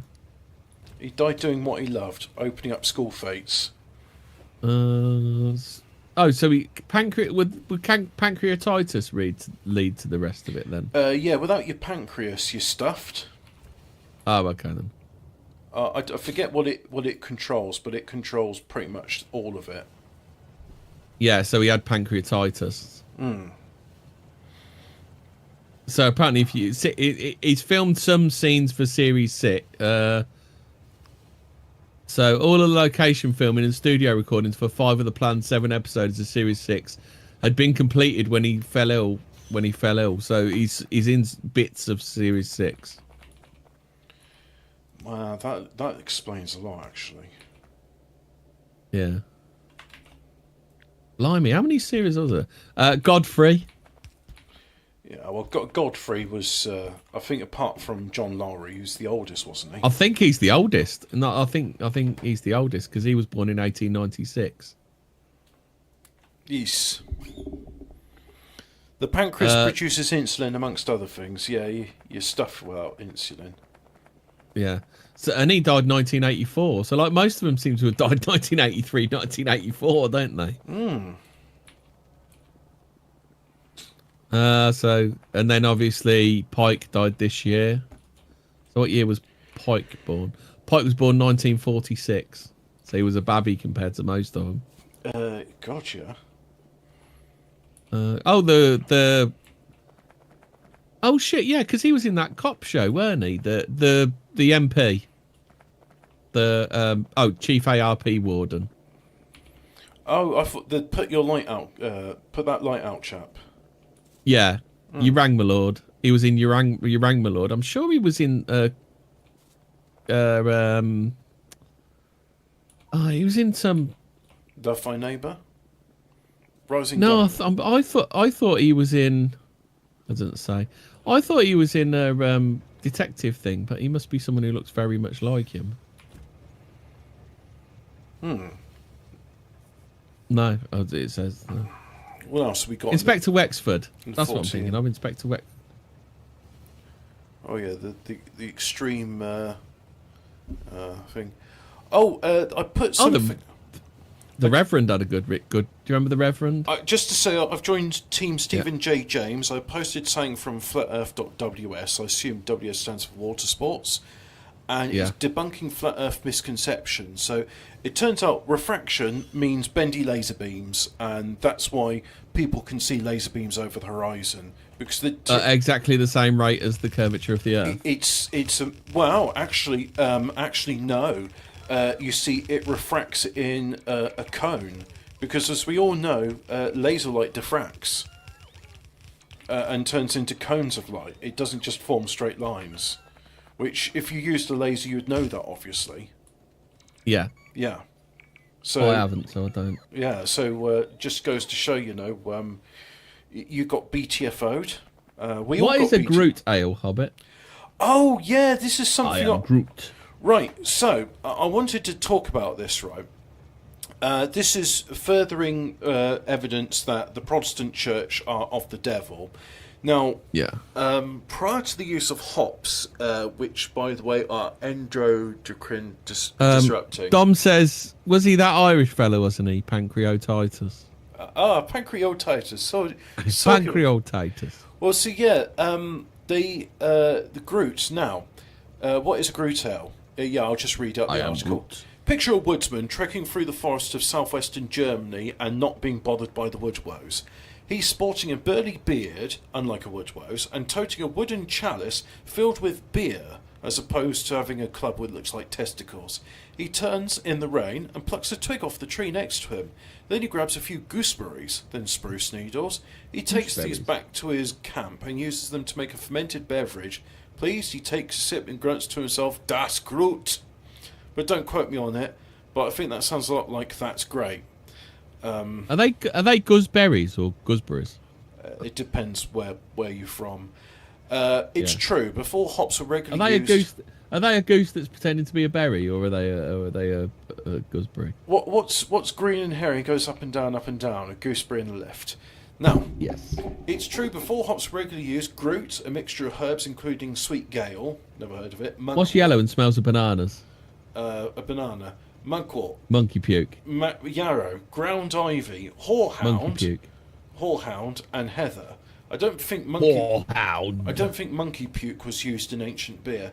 Was the preferred way to add flavour and bitterness to beer. All of the herbs sound rather earthy, and that's because they are. What? Because they come from the earth.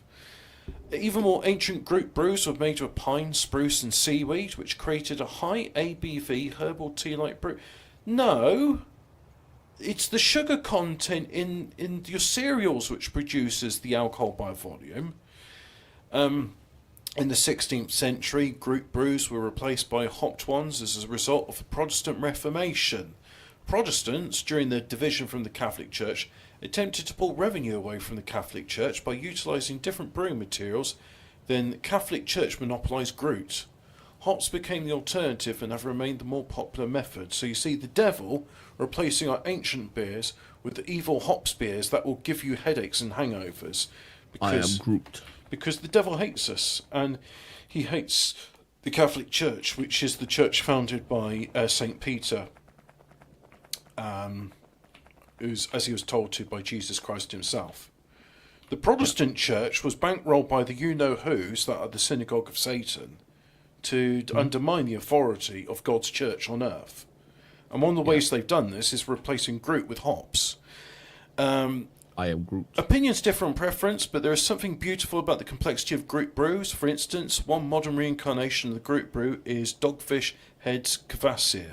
It boasts a recipe developed with the help of chemical, botanical and pollen evidence taken from a 3,500-year-old Danish drinking vessel. Dogfish Head claims the vessel was made of birch bark and was found in the tomb of a leather-clad woman. The Groot it held was brewed with wheat, lingonberries, cranberries. How would you find cranberries in Denmark 3,500 years ago? Myrika Gale, yarrow, honey and birch syrup. I'm sure cranberries come from North America. Cranberry. Let me just check. Cranberry. They're a group of evergreen dwarf shrubs or train vines and subject blah blah blah. In Britain, cranberry referred to a native species of Axina ossicosos. Well, North. Oh, right. So we do have European cranberries, or British cranberries.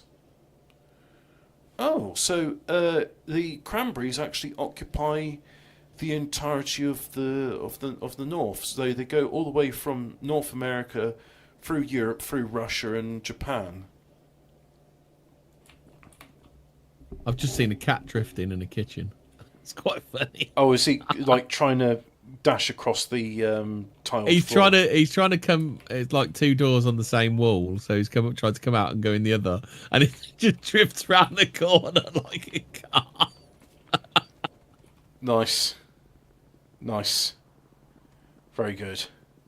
That's on my Twitter feed if everybody wants to look. So, there's the wild men of Europe. They're known as Woodwoses in our country, and the ability of the Woodwose, which is unlike the Australian or North American ones, is you do not talk about them. You try, and The Woodwose definitely seems more mystical, doesn't it? I think the American ones could actually be flesh and blood creatures, but I think the Woodwose is more mystical. I've often had that feeling. Like I just think that they're the form of like hominid, much like a gorilla, but they're just poorly understood because they're quite good at hiding, and I think they're intelligent as well. Well, it's possible because the coelacanth was declared extinct, wasn't it? What's a coelacanth? It's that prehistoric fish, and they found one in Australia. Oh, I didn't know about that. No, I didn't know about that one. Yeah. There's a big hoo-ha about them finding the coelacanth. Do you want me to find it quick? Oh, if you want, yeah, sure, go for it. How the fuck do you put? Your guess is as good as mine on that one. I know roughly how to spell. I found it. Etymology just goes so. Coelacanths, ancient group of lobe-finned fish. Blah blah blah. Is he the one that did that song? No Slam Mind. Da da da da. You hear all that space? They call me crazy. You know that one. Oh, yeah. Niles Barkley. Yeah, I think he's also in American Dad, where the hot tub time machine. I've never watched Hot Tub Time Machine. It's an American Dad one where Stan Smith buys a second-hand hot tub and it has some transformation properties. Right, so they declared it extinct. Its discovery 66 million years after its supposed extinction makes the coelacanth the best known example of a Lazarus taxon, which is a taxon that appears for one or more periods from the fossil record, only to appear again later. That's just sounds strange. So there's more than one then.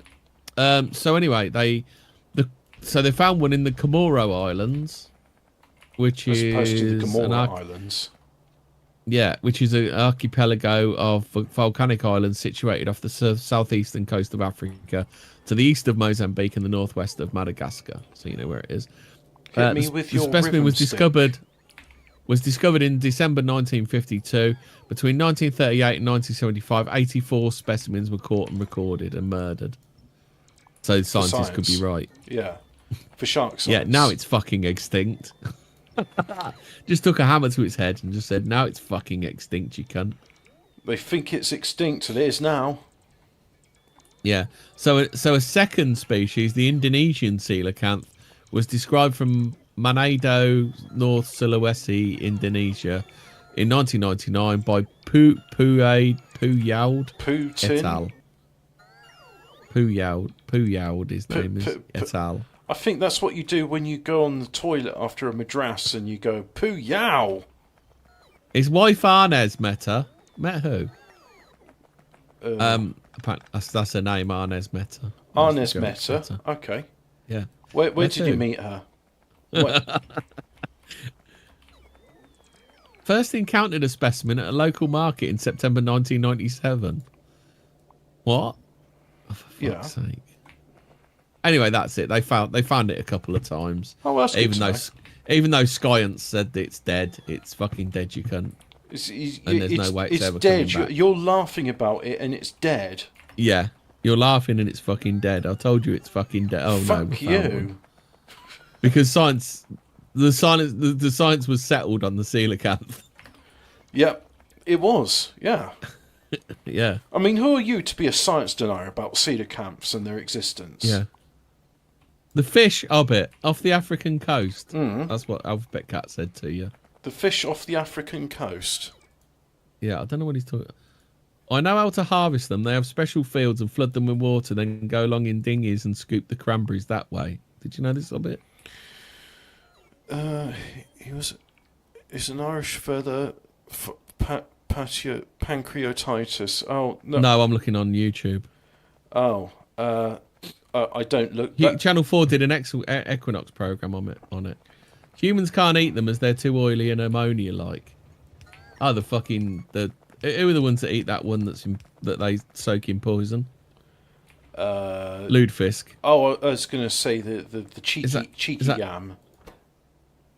Who does the lutefisk? Is that Norway? That's Norway. Yeah, Surströmming is the Swedish one. Yeah. Yeah. He met her in Dorset. Okay.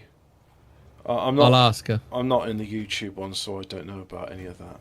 I've just had a look at both. I've just skimmed both chats. So we've gone long. We've gone long tonight. We've gone long, wide, deep, and hard, and we've given the goods. People asked us. We found the possible abductor of John Benet Ramsey. Yes. Who's that then? Nobody. Nobody who got that woman. That woman what got charged of trafficking nobody to no one. Yeah, you know that happens a lot. That getting nobody to no one. She's a real nowhere woman, trafficking all the nowhere children. Trafficking no one to nobody. Look at her list. You can't. Those names are redacted. She really sells the children to no one. It's been quite a musical episode tonight, hasn't it? Doesn't have a place to sell them. Definitely didn't procure them from Ukraine. Yeah. Sorry. Right, so there we go. That's the end of the musical episode. Go away now. Night all, don't ever think about Woodwose ever again. And if you do think about Woodwose, just don't. If you do think about Woodwose, try not to think about Woodwose. And if you do, then stop. Night all, and stay spooky. Woo! Also, goodbye from BBC Two. Oh, hello, hi, Alphabet Cat, Factorio, Fortean, welding.